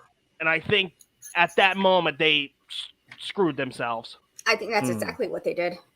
They shot themselves in the foot, like automatic. Poor executive decision right there. Oh, really crap executive decision. You're not wrong. Yeah, I mean, that was the thing. It's like, hey, we need to do this and we need to lead up to Justice League. We need to have fucking Batman fighting Superman. They both need to be in this. By the way, you need to introduce Wonder Woman, and then in Justice League, you need to introduce all the other characters. That's kind of like that's the framework in which they were operating in, and they were trying to play catch up. And then as soon as anything went bad, they fucking overreacted, and it was just a nightmare. That's why that's why Suicide Squad is such like a goofy fucking movie. Because it made a decent amount of money, to be honest with you, but it's a goofy movie because the story that they made wasn't what Warner Brothers wanted to do, because they saw the success of Guardians of the Galaxy. And so they fucking basically did some reshoots and a bunch of had a fucking trailer company edit the thing, and make it into a fun Guardians of the Galaxy like flick, and just put a bunch of like popular music behind it that people know as a soundtrack. And that's what we got. Yeah. But we've been talking about the mess that is DC for a long fucking time. Yeah. Nothing creative came out of committee. Yeah, I agree. I think it would depend on the people who are on that committee. Because, I mean, if you had a council of nerds, per se, for each one of these franchises, who are actually very passionate about the lore, like Henry Cavill is, who cared about these characters and the stories, and were actually trying to build, an in-depth universe. Because you can't build an in-depth universe by yourself. It takes. But it's a creative team. It's a creative team. Exactly. Committee I mean corporate committee. Basically, they're going in there. They have their list. They see the film. They watch it. They're going by is the damn fucking list. Does it have X people in there? Does it have this? Does it have that? Does it fill all the check marks? If it doesn't, go back and fix it. It has to have the check marks. They don't care about the content. It's about the list. That's corporate. I agree. I agree, Ruben. Like, anytime you do bring corporate into like a popular IP, like you're just asking for disaster at that point. You're just asking for trouble, because you're trying to satisfy like investors and all that, and shareholders, which in theory is not a bad idea, but you're only talking about a small percentage when it comes to interest, on that front. And here's the irony of the whole thing, and basically example being Disney. Did something happen over there? No. Totally unrelated. I just looked at the football score, and Minnesota has 28. It's 36-28. So I'm just sorry. I'm sorry. Yeah, I've been watching on my end over here. They're really coming back. Oh my gosh. No, I'm like, oh. Here comes Captain Kirk again, guys. I'm sorry. Vikings came back. Yes. Go ahead. Corporate oversight, like complete corporate oversight, is bad, but so is complete artistic freedom. It has the same potential for destruction. Yes, so you need a sort of mix, like you saw back in the day with George Lucas versus Gary Kurtz. One was an artist, one was an executive, and you need that combination to make truly great art. You need checks and balances, basically. Yeah, just like you had Favreau and Feige at the very first Iron Man film. You had that lightning in a bottle. You had that balance there. Well, in my opinion, How much was Feige involved initially, though? In the very beginning, very, very, very little. That's Yeah, what yeah, my yeah. I mean, But that was Universal, right?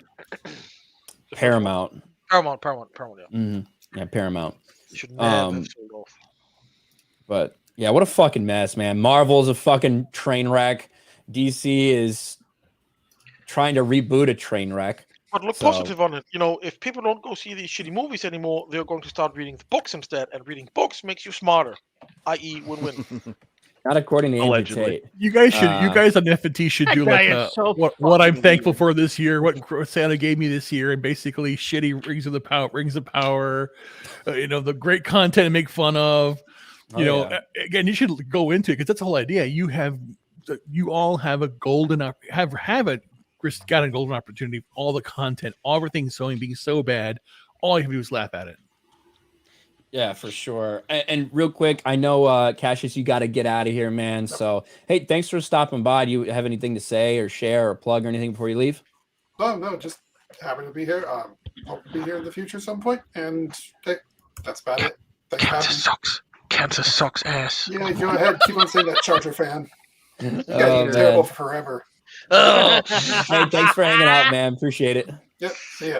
All right, see ya. God, you There brought up we Andrew go. Tate, Ryan. Oh my God, what Andrew Tate. a name to bring up, man. What, the Andrew reason Tate is so dumb, yeah? the reason I brought He it would up is get just lost in a because phone booth. the reason I brought it up is because he sent out a tweet the other day. Was like, reading books is for fucking losers. Like, my just learn fucking through life God. experience. It's like, okay, so how do we learn about World War II through life experience or something Yeah, like people just asking those questions. It was like fun. It Build was a just time funny. machine. I'll Yeah, put my a opinion. live pig in his house and here, portrait, life experience. Here's a knife. Yeah, my opinion of him is this, right? As a fighter, like a kickboxer, cold motherfucker, great fighter. All this other shit, I'm like, Jesus Christ, what are you doing with your life to get to this point? I mean, I was really fucking successful. So, Mhm.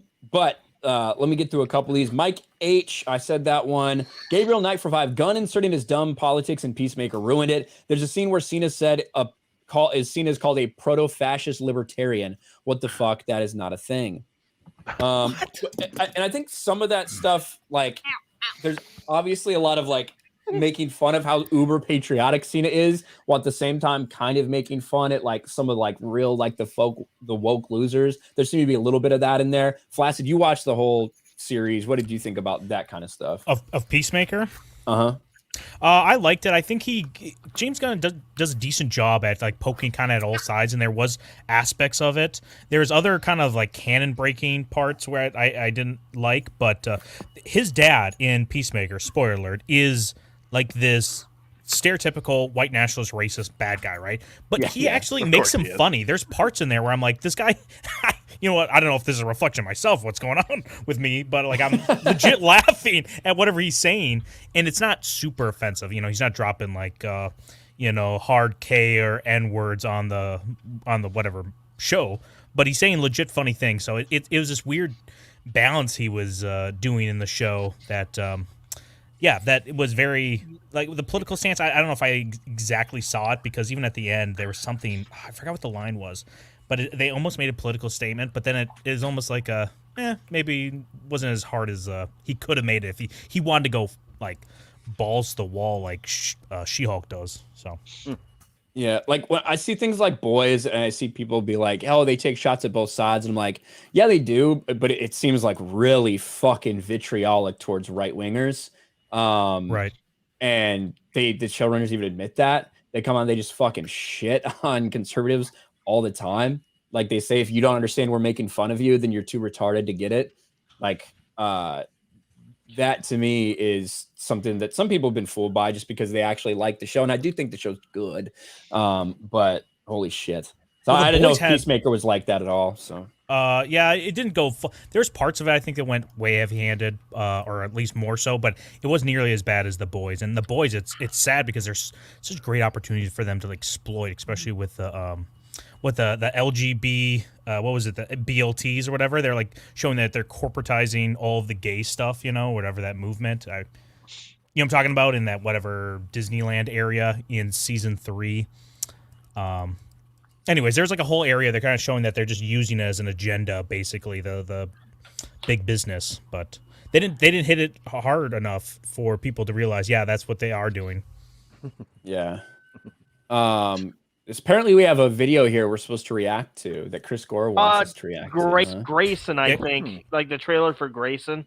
I have. I think I've seen this. I think there's some. I think there's potentially some like crossover similarities between things you've also seen in DC and this. So let's take a look. Let's see it. This is Grayson, original fan film. It's 5 minutes. So I do like 2004. Uh-huh. Jesus.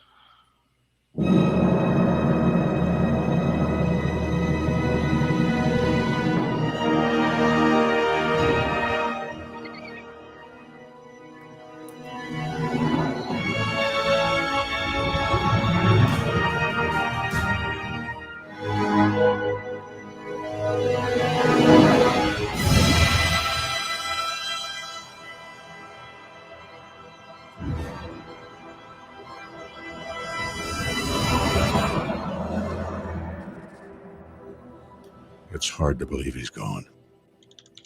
For all his triumphs, I fear that even in death he will find no peace, nor will those who fought beside him. Still, we must move forward. And while others will come to accept that his crusade has come to an end, for Dick Grayson, it begins again.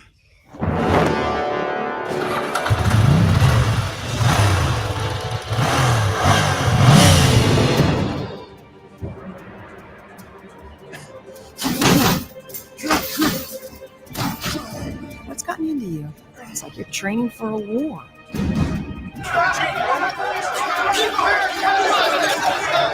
We will find Batman's killers and bring them to justice. And that's all I can say.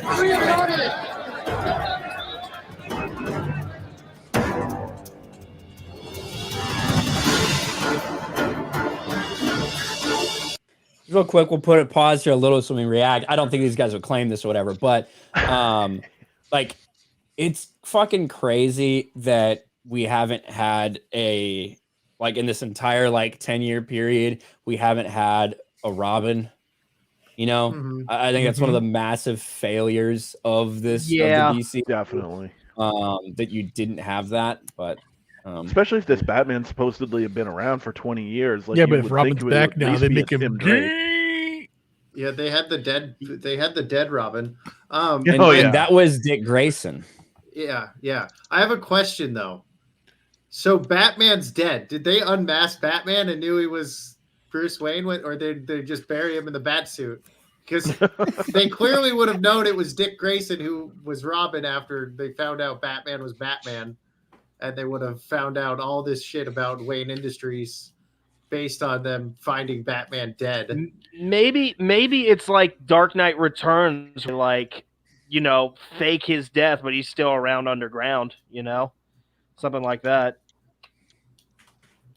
Maybe. I don't know. Yeah, I'm interested on that part. I don't care about Spoilers, anything else. by the way. I just want to know that.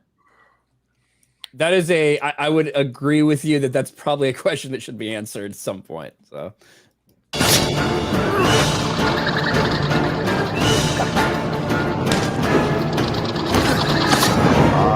Silly. Oh, Halo. Here we go. Oh Okay, man, the I'm mid in. 2000s. There we go. There I'm we're in. Fights. Well, I see you've done your homework. Now let it. Was there a chalk outline of Batman? Yeah, that was so funny. And what is with the Irish commissioner? Yeah, I don't understand that either. I'm not sure. Let's see. Well, I see you've done your homework. Now let it go. Your crime-fighting days are over. I've seen them together. So don't allow them to reconcile. Don't act like I don't know what you're doing! Barbara. I won't be a part of it, Dick. Not again.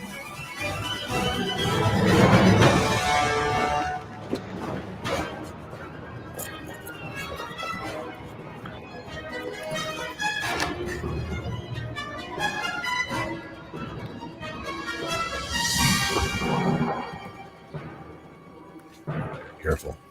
Old heroes bring about old villains. Oh shit.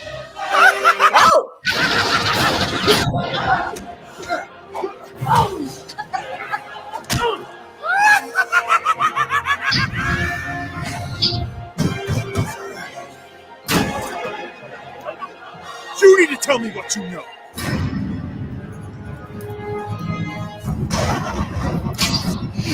I want him out of the equation.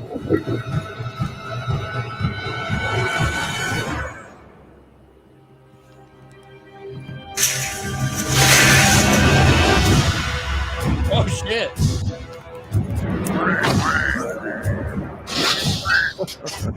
Easy already. Stay out of this car.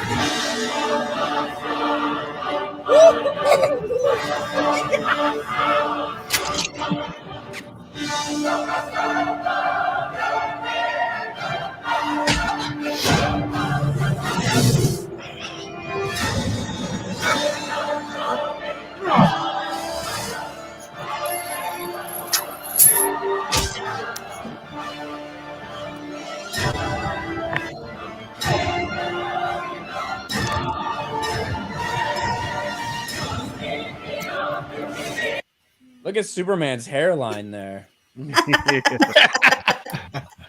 Getting old. Yeah, Kingdom Come Superman needs some fucking not Rogaine makes it like dark. What is that make no Rogaine makes it grow back, is that right? Yeah. Yeah, there you go. They This got a guy's lot a of great characters face. in this, man. They got a lot of characters in this. I mean, it looks Yeah. like it's based off of the Adam West Batman. Mm-hmm. Yeah. But didn't it have an Adam West picture in it? It looked like it to me, yeah. In the beginning, yeah. Yeah.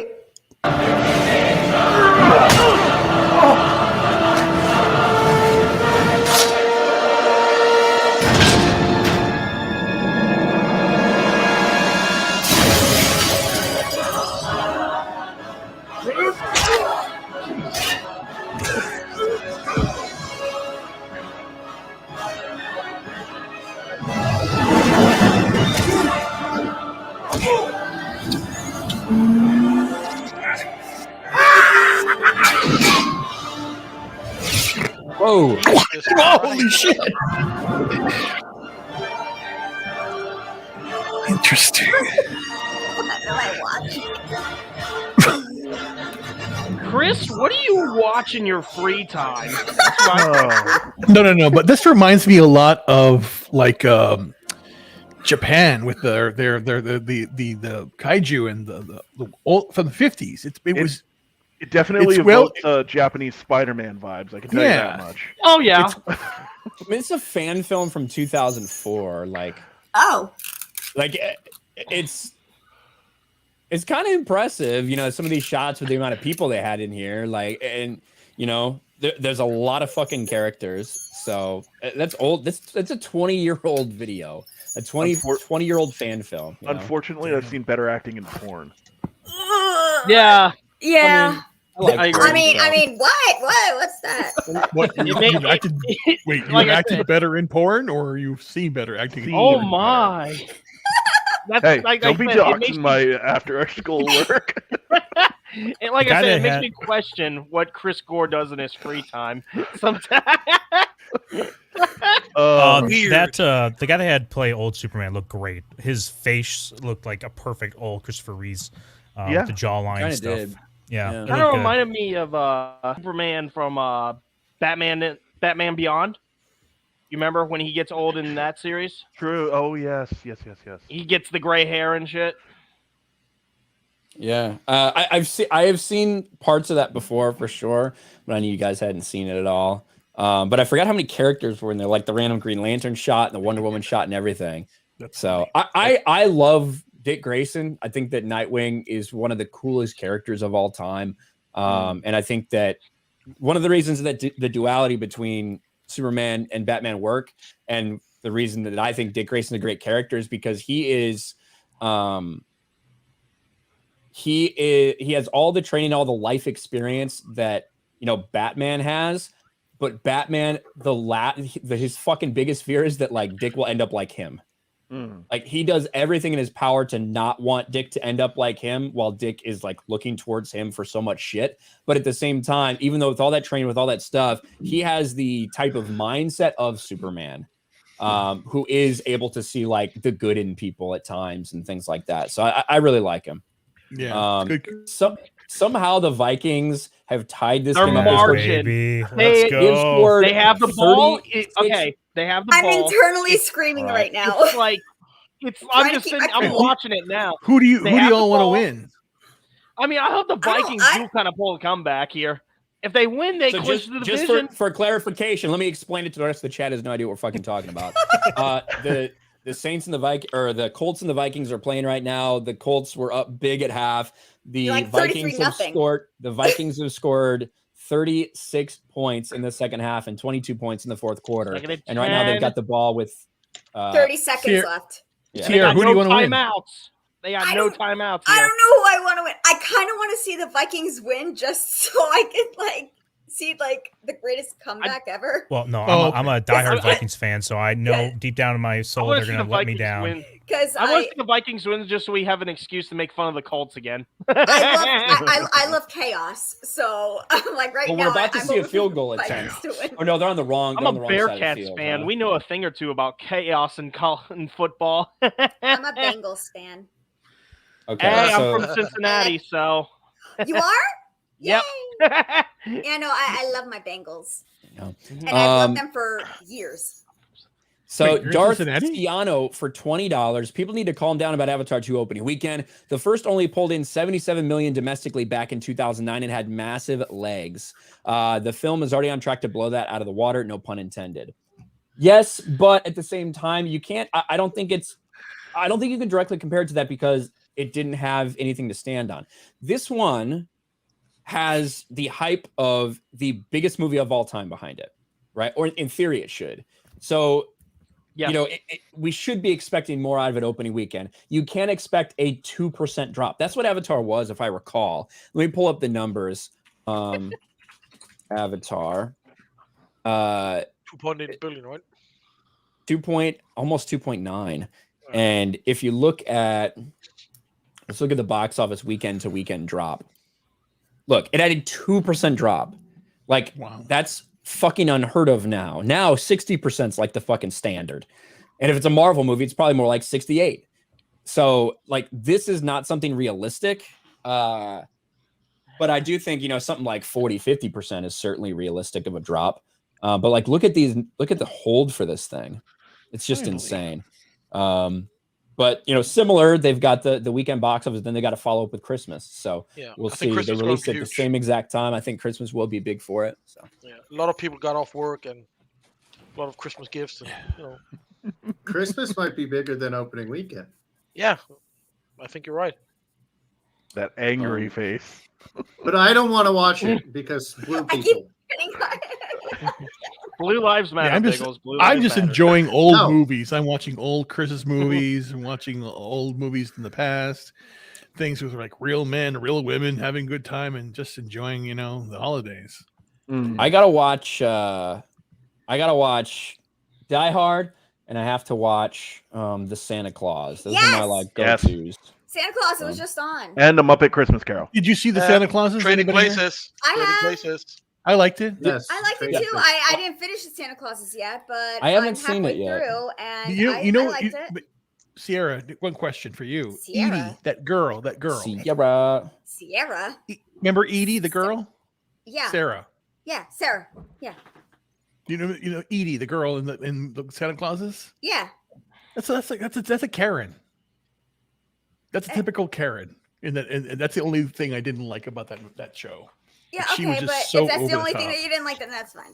But it was good. It was. I liked it. It is, and it's great to have Tim Allen back as Santa Claus. And I heard, like I said, I didn't finish season 1 yet of this series. I'm only halfway through, but it was already renewed for season 2, which I thought was weird because I thought this was going to be the farewell to Tim Allen. Really? Renewed? That's what I assumed. Yeah, no, Why there's would it going to be be a season renewed? 2 of the Santa Clauses. Oh, because again, the point. Well, never mind. There is a reason why. No, I'm not going to say it. But yeah, now that I think about it, there is a reason why there is a season 2. There Did is. daughter become Santa Claus? Because that's what I'm thinking right now. Or because it's Christmas. The kids become Santa Claus. Or I thought it was a daughter because like the daughter. No. The son is the one that sees the son. Charlie? The son. Yeah, he can see No, the not portal. Charlie. Charlie denied it. The other guy. Which would have been the ultimate success. He hasn't It should have been Charlie. He hasn't seen it yet. That's spoilers. I'm sorry. What are we talking about? So Ryan, Santa Claus's TV show. Basically, he has more kids with Mrs. Claus. Yeah, he has 2 kids with Mrs. Claus. I heard Charlie's somebody. in it, but he's so not a big part. I watched somebody's like Twitter reaction because they were like, I watched the Santa Claus 2 for the first time in a long fucking time, and in retrospect, it's pretty fucked up. He basically like completely catfishes somebody. Like he essentially like puts a fucking spell on them to make them fall in love with him, and then like it like puts him basically says, "Hey, you need to like pressures her into come living with him in the North Pole as a big fat man for the rest of her fucking life, like for eternity." I have to watch Santa Claus 2 again so I can see in retrospect. That's Harvey Weinstein. It's not as bad as Santa Claus, right? 3. Santa Claus 3 is. Santa Claus 3 is like bad. that's the one with Jack Frost and Sandman and Easter Bunny. It. You know, you want to like Martin Short, but no, it's not good. No. I've Santa never been Claus- able to watch it all. It reminded me of like Iron Man Santa Claus is my favorite Christmas 3. movie. Basically, the same old thing. Someone from your past is jealous, wants to take over Christmas. It's the same old bullshit again. Yeah, it actually does sound like that.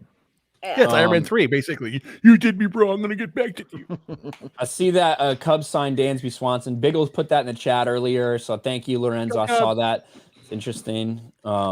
Garfield's Bizarre Adventure for 5. Yo, Ryan, when you see you rock the Brittany Griner jersey? Fucking never. How about that? Come on. There's no money amount. Super chat. Level yeah, I mean, give me 100. Well, give me $200. I'll fucking and provide the jersey. I'll fucking wear a Brittany Griner jersey. Ryan's going to be like Ricky from Trailer Park Boys. I'm going to pay you $100 to fuck off.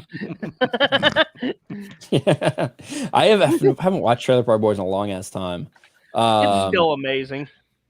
Jamin John for 40. Coolest name: Sam Peckinpah or Orange Cassidy? Orange Cassidy sounds cooler to me. That's an AEW joke right there.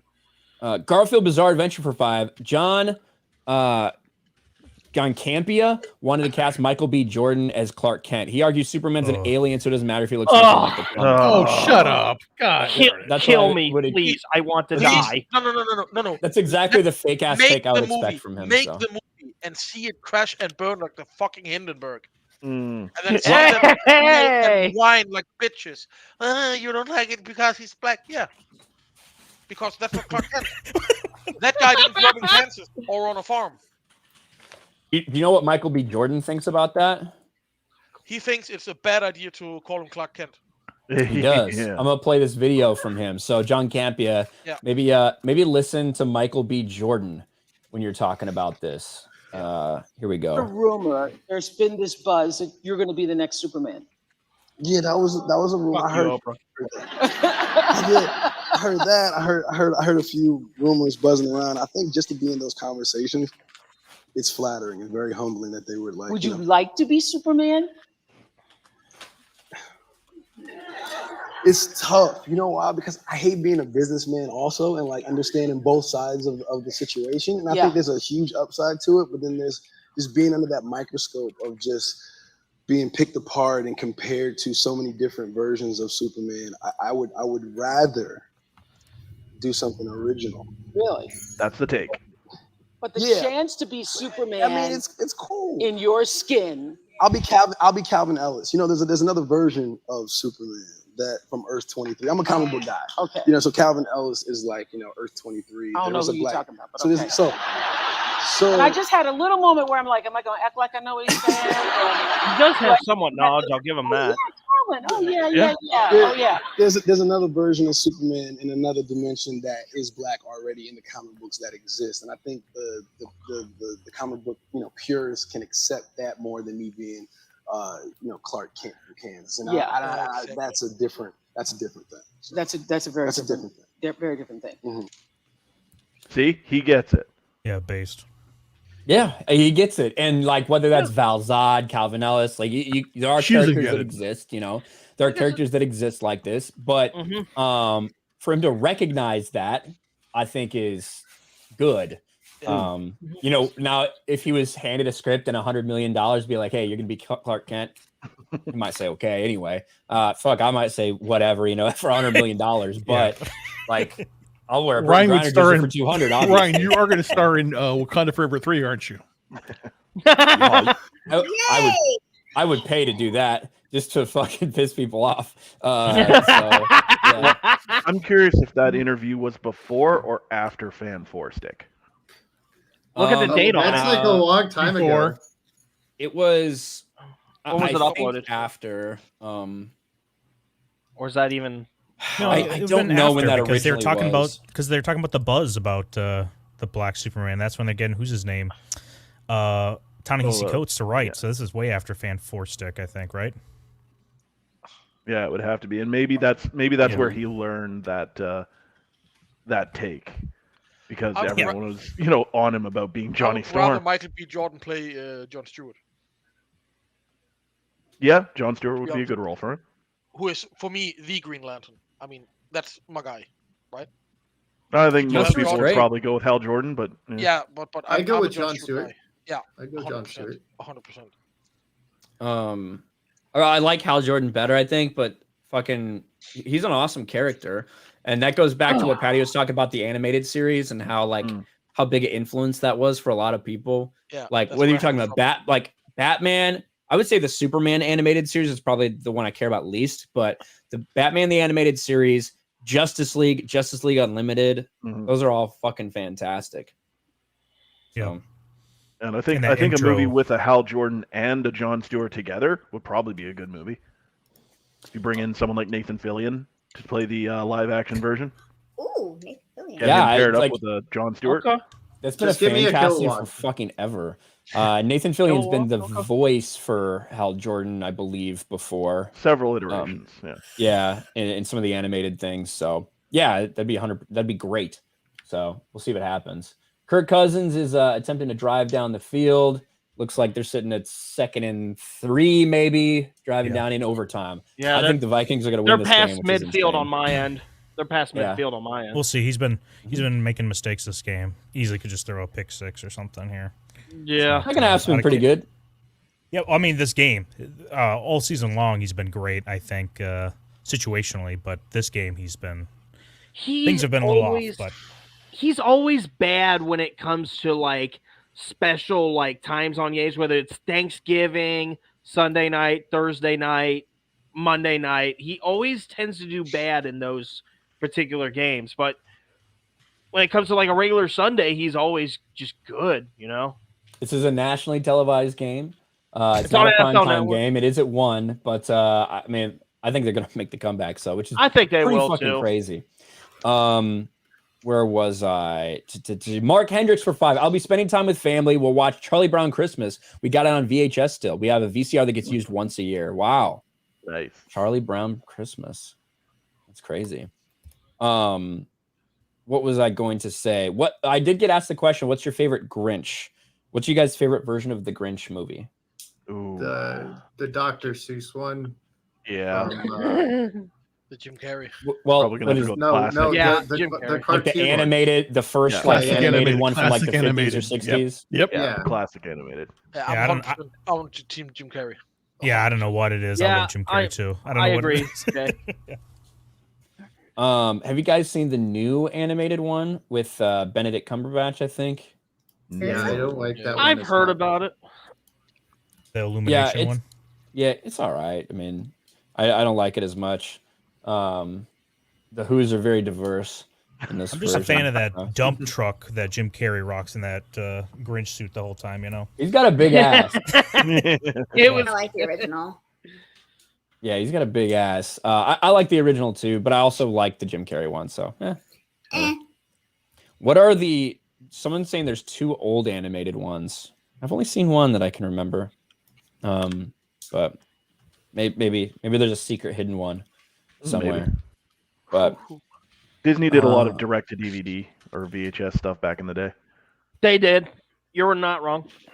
I think we've got I might be a little behind, but it looks like a big third down coming up. 3rd and 14. Yeah, that's you're on pace with me. You're on pace with me. Kirk Cousins just snapped it. He's dropping back, 5-step drop. He's getting pressured. He dumps it down for a check down pass to his tight end. They're not going to pick it up. It's ended up being 4th and 9, but there is a flag on the play. Where's the flag? Might be holding. We'll see if the flag's in the backfield. It's probably holding on the offense. They're getting together. They're going over the Colts sideline to figure out what to do. So certainly is probably going to be on Minnesota. Are they going to accept it? Are they going to decline it? Because it would be 4th and 9, 4th and 8. So see what the decision is. Has there ever been a team that goes like tied twice in one year? That hasn't happened in like over maybe 50 years. Yeah. So they did make the decision to accept the holding penalty. So it's going to back them up 10 yards and they'll replay 3rd down. Now it would have been 4th and 9 with a really long field goal attempt. Probably Let me look it up, Flaccid. So they should have just declined the penalty because the kicker's not been good outside the 50. It's going to be 3rd and 24. I wish I wasn't watching this on mute. Look at Mexican Iron Man for $20. Hey! I know him. Here you go. Sarah knows him. I know Listening him. in I from know the road. him. Hail forever, RK Nation. Thank you, buddy. He was going to join us today, but then he realized he had some very important shit to do. So it's okay. It's very acceptable because that's important stuff right there. But with that being said, as we kind of wind down here and we wind down this game, we're going to pay attention. I don't know how this turned into a scoreboard watching for Minnesota Vikings game, but sports nerds. One of the things that I like about this is that you guys can get to hear from people other than me. I run my mouth all the time. I run my mouth for a fucking living at this point. So these Saturday streams are a cool opportunity for you guys to get to know other people in the community and other people that have channels and things to promote and stuff like that. So this is a great opportunity for them to do exactly that. We'll start off with the person that has literally nothing to promote because he doesn't have a channel, but we always let him. I always ask anyway because there's anything else he wants to plug. Patty. Oh, you know me so well. Nope, nothing to promote. There you go. Now, as Patty said, nothing to promote. There was a 3rd down play. It basically they ended up the exact same fucking spot as they did before. It's now 4th down and probably 9 or 8, but it's on the so it's 4th down and 10 on like the 39-yard line. On the 39-yard. What are you talking? Are you talking to me? Yes. No, not you. No, we're running the stream. So you're like 8 seconds ahead. Yeah, they look like they're gonna punt it. They are going to punt, so they're gonna punt. Which is stupid.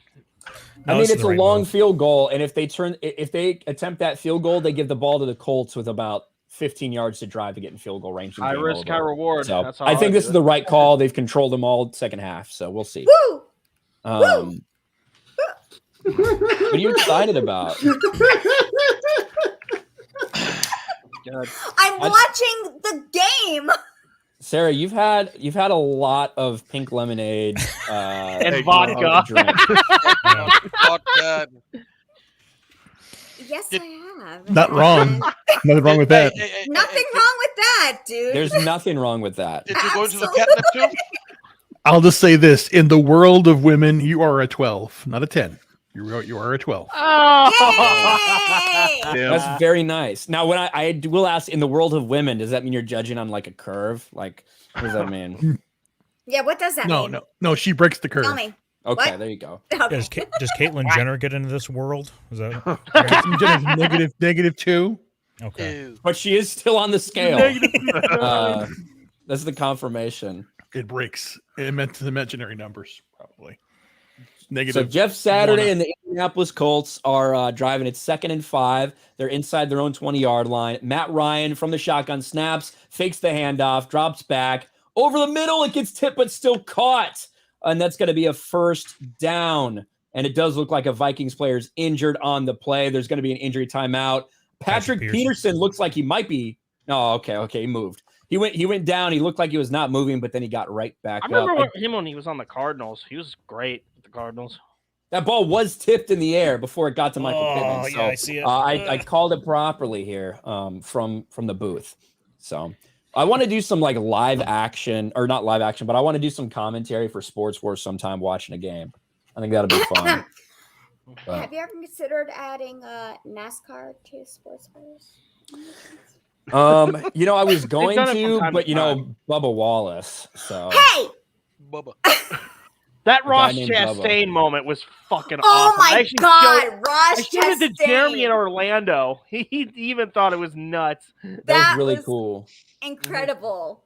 Matty Ice steps back. Oh my gosh. Matty Ice stepped back under pressure from 4 people. And somehow it looked like it was going to be a fumble. Oh, that should be intentional grounding. There was a running back within the vicinity, so I think it's good. But if it doesn't get before the line of scrimmage, then they will look at it for intentional grounding. Oh, that's a fumble, dude. Let me see. That ball came out, and then he pushed it forward. That needs to be reviewed right now. That's a fumble. That's a His fumble. His arm's not moving. That's a fumble.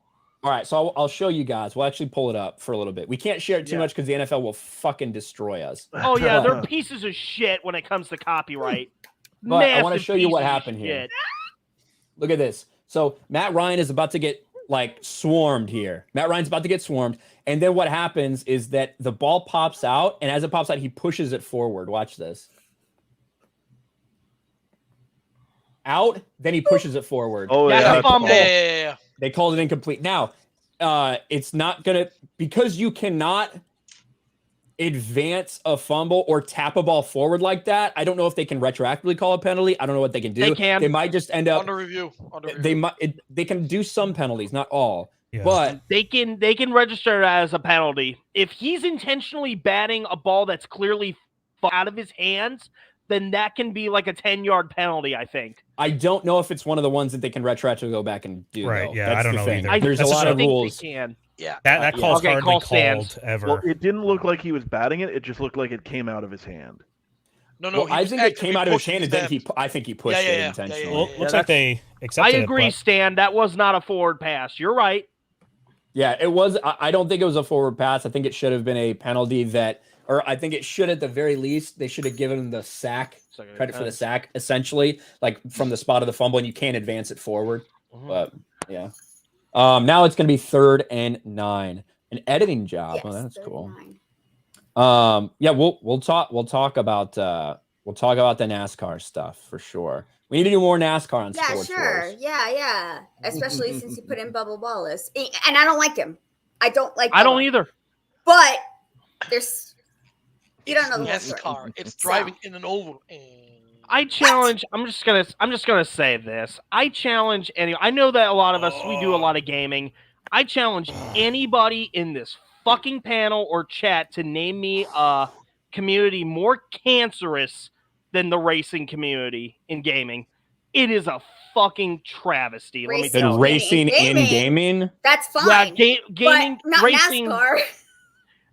It's boiling over to NASCAR though. No, The race city in the gaming world. I don't. Soccer. Who cares? I'll take I don't think any people over. Okay, and lost. Sierra. Sorry, oh my God, I'm saying it wrong all the time. Sierra. Heath, I'll take that challenge. Go. I'm play sorry. Rushin I Bob apologize. on You your- got to do the Frost rant on racing in gaming. Race is gaming. Don't play Rush. And you iRacing, yeah, there you go, Stan. Real toxicity is. Oh yeah, no, that's why I don't like Bubba Wallace, because he rage quitted on an iRacing game because someone crashed him in a freaking video game. Get over yourself. You're a fucking grown adult. Why are you fucking rage quitting? Bubba Wallace is a Yeah, bitch. that just shows how be fair. that just shows how cancerous that community is. But Jay didn't say what you're about to say. I think I know. Yeah, what Rust. you were about to go. It's extreme. Rust is extreme. There's nothing more toxic than Rust. Nothing. Yeah, but go on the official servers. Go to one of the in Australia and these places where a lot of Chinese people play. Holy shit! a lot of that though is justified and can be fun at times, but this is just pure cancer that I'm talking about. Yeah, I'm talking about bases that looks like something came right off the Third Reich, and the people to boot to play inside these bases. Trust me. But Nothing let's deeper. He's on continue. them. Yeah, sorry, Ryan. No, it's all right. So I did want to finish up with the outros and let people plug stuff. Biggles, you got a stream coming up, right? Yeah, in like 35 minutes over at my channel. I forgot the thing for it, but here's my YouTube channel, and then you can just find the thing. You got pedals running around. Yeah. So I'll be over there. We'll probably be talking about games and anime, but I hit 200, so I wanted to thank all the people that subscribed and just hang out. Nice, man. That's awesome. Congrats, buddy. So definitely go check out Biggles 200 celebration stream. Yes, definitely. Congrats, Biggles. That's awesome. Congratulations. Heath, what do you got coming up, man? So, what's going on, everyone? This is Heath Nation 2465, and I'm basically the reason Ro has a wrestling ring in his Discord, which Biggles just got roasted over there, by the way. See this right here? Master J, you're right. Facial hair. That's what men have. Yep. Sorry, That's Biggles. okay. Sorry about You're your damn look. You're insulting the entire continent of Asia right now. Tough shit. They'll get over it. Hey, Ryan, we'll live. Yeah, you'll live. They probably will. But so close. So Don't say close, anything. So Don't close. you say anything. All right. So it was All right, something very close, but it is now fourth down. But yes, and where can people find you, Heath? You can find me over on YouTube and Twitch. I have been uploading a plethora of content. What happened last month? I don't think we got the chance to talk about this because of the fact that we didn't have a stream in November. I ran into Jay on Fortnite. So if you guys want to check that out, make sure you head on over to my channel and see me tier 1 slaughter drunk 3PO in his band of revolutionaries with a ragtag group. I A would lot of rather that have stuff. a colonoscopy or whatever it's called. Then Yeah, that was the basic idea. But that's on my YouTube channel. I'm gonna try to upload a compilation of all the great moments that have happened on my Twitch onto my YouTube sometime. As you can see on the screen, got myself a new logo. You know, 2023. It's gonna be a new era. That's for damn sure. That's all I gotta say. I want to see what the hell happens in this game, so I'm gonna mute myself. There you go. Yeah, Vikings now have the ball with about a minute 30 on the clock, minute 41, and we're gonna see if they can not end in a tie. I got a minute 18. Sarah Tano. Oh, hi. Where can people hi. find you? Are you gonna start doing stuff on your channel again? I hope so.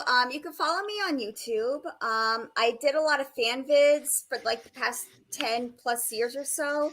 So you can look at all my old stuff. My goal is to eventually maybe start a channel on NASCAR, or, you know, I also want to eventually maybe plug my N64 to Twitch or YouTube and stream all the classic N64 games, because I have a whole bin worth of N64 games. So that's in the future. But you can also follow me on Twitter, Sarah_Tano.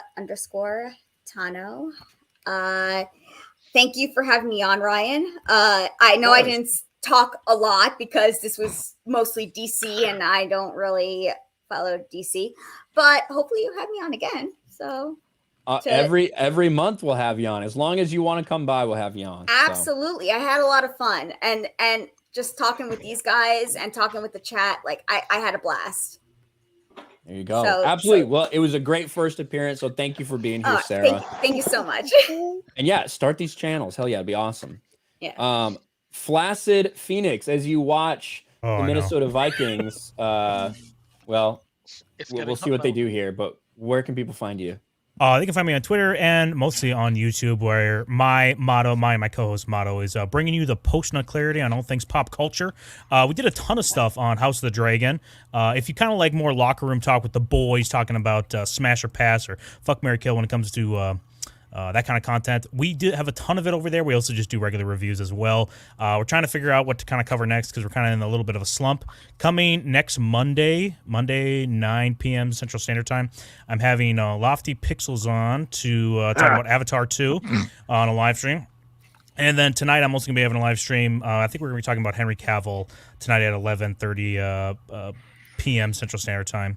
And kind of like the topics we talked about here a little bit. But more importantly, more than any of that, December 30th, me and my friend Zax, who has a YouTube channel, ZAXX, are doing a 12-hour stream for Two Towers, where we're going to be having a rotating cast of people coming on. As of right now, I think we have Chris Gore, Mexican Iron Man, Culture Casino, Latino Slant, and we're going to have like a bunch of people hopefully come on, rotate, and just talk about one of the greatest, I think the best movie in that is the best movie. Franchise. The extended version is much better, and I love the soundtrack, especially the song in that movie should have won Best Song of the Year. Yeah, it's great, and we're gonna maybe beautiful. even have like a watch party on somebody's Discord too. So it's gonna be hopefully a big celebration for it. Go ahead, sub to mine or Zax's channel. We're gonna be doing a co-stream of it, and also playing games because we're gonna have to fill up 12 hours. We're gonna play a game like who said it? Was it Treebeard or Ted Kaczynski? You know, talking about the ramifications of the Industrial Revolution. So that is the best layup for a show I've ever heard in my life. That needs to go to television. Who said this? Treebeard or Ted Kaczynski? Yeah, it sounds awesome. And yeah, like we talk about kind of the environmental messaging in Avatar. There's some of that in Lord of the Rings as well.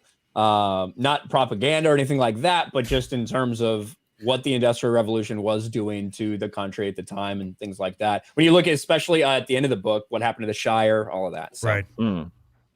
Now, all right. So in this game, the Indianapolis Colts just made a big mistake. While the Vikings had no timeouts, but they did just get the ball all the way down almost to the 25-yard line. The Colts tried to hold down Justin Jefferson so they couldn't spike the ball. It was fucking obvious what was going on. The refs called it. So now with 1 second left on the clock, not only did the clock stop, they put 7 seconds back on the clock, but they also got to delay a game penalty, 5-yard penalty. So now it's going to be a pretty easy, about 38-yard field goal. He's going to miss it. 38-yard field goal for the Minnesota Vikings. We will see right here. We can live react. Don't say anything, Ryan, because I'm half a play behind you. I'll live react to it. Look. Okay. No, stop it. I didn't get that part yet. It doesn't matter. That's why we're showing it here. We're doing it live. Now, I'm going to wait because it got delayed a little bit here. Now, I'm on YouTube TV, stream, which is typically about 30 seconds. He's about to kick. All right, don't say it. Let's all react to it. How about I say shush to you? Here we go. Yeah. Oh, dear. Here we go. He's getting ready. He's lining up. So that happened. See? Okay. There you go. There you go. Largest comeback in NFL history is what we're looking at. Oh, yeah! There you go. These guys already know what happened. Right here. Here we go. It's gonna go. And my friend right now is going apeshit. He's been There invited you go. There you go. Vikings just won the biggest comeback in NFL history. Oh, fuck yeah! That's what's up! Captain Kirk did it! With your prime time, baby. My wife's screaming in the background. Oh, I hear. My friend is going mental right now back home. Oh my god, they clinched the NFC North. Wow. Your women scream like watching a football game. All right, let me see if somebody's available to make that. Make a Vikings bid. Oh, all right. Oh, that's what's up. Now, with that being said, we just got to watch that. That was cool. Ruben, what are you up to, man? Oh my gosh, Ryan, a lot of things have changed since you met me last, and you know what I've been through this last summer. The summer of just being, losing everything, but then gaining it back. And I have my job, I have an outlook on life, and it's all about I'm going to be building my own home, doing a lot of things, and having a positive attitude. And just saying no more. I'm not watching television. I'm watching a lot of old TV shows and resurrecting stuff, music. So I'm going to start just living life and just on my terms. And it's having a positive attitude. Me just wearing this hat and going outside every day and just saying Merry Christmas and help to everybody. It changes their attitude. People are smiling. People are opening up. They're just being happy. And you know what? And again, we complain. Why isn't so-and-so doing this? Why isn't so-and-so doing that? Why do I have to watch this crap anymore? I'm done with the crap. I'm going to make the change. I'm going to stand up. I'll put out joke content, watch my videos. I have music videos. I'm going to put out poetry. I'm going to put out just comedy. I'm going to put out just do it yourself kind of things. I'm just going to, this world is my oyster. I'm going to have fun. And when you go to a meetup, I want to see you. I want to hug you. I want to give you a high five. I want to have a drink with you. We're gonna party. That's what we're gonna do. I'm done with the bullshit. We're gonna have great time for 2023 and beyond. Hell yeah, very man! Nice. Shout out Ruben. That's awesome, dude. Good to hear. Now, Mr. J. Last but not least. Yeah. I got nothing to plug. I'm on Twitter. You can find me there. By the way.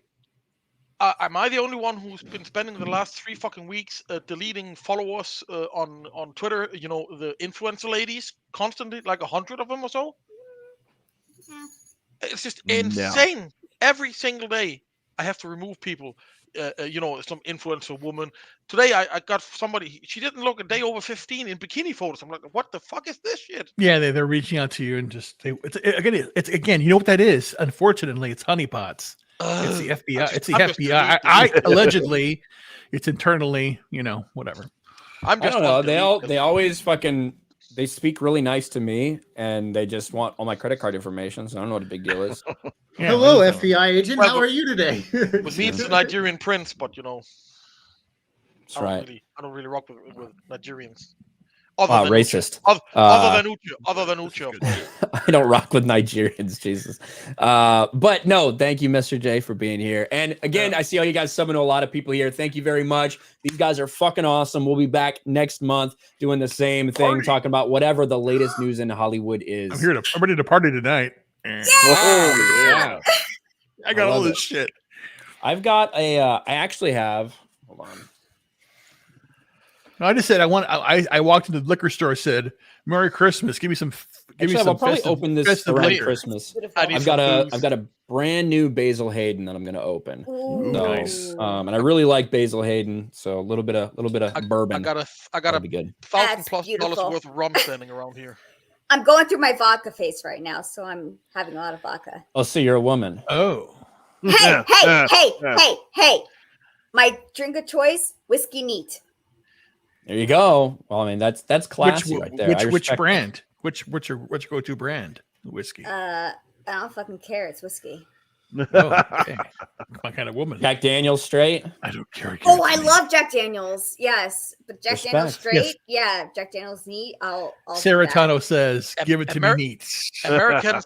Just get me anything. Whiskey neat. comes from Scotland. It's called Scotch. That's why you buy it, and everything else, no. What'd you say? My whiskey. I say whiskey is Scottish. It comes from Scotland. It's Scotch. Everything else is just piss. That's not true at all. There's even Canadian whiskey that's good. Black Velvet. Don't you say that one name. Black Velvet. Canadian. When you say Crown Royal. Canadian's not real. That is the biggest. I've never been that drunk in my entire fucking life ever. I haven't touched it for 20 fucking years. But being drunk is good. Not that drunk, my friend. I can't get drunk. Just for the record, I can't get drunk. No, I love Black Velvet. You want to make a bet? Whiskey. Me? Makes me. I can't. It's impossible. Next time and we're all gonna get fucking hammered. Yeah, I'm going to America and I'll bring Danish schnapps for 42% proof. All right, guys. Thanks for hanging out. We'll talk to you later. Peace. Yeah. Bye. All right. Bye.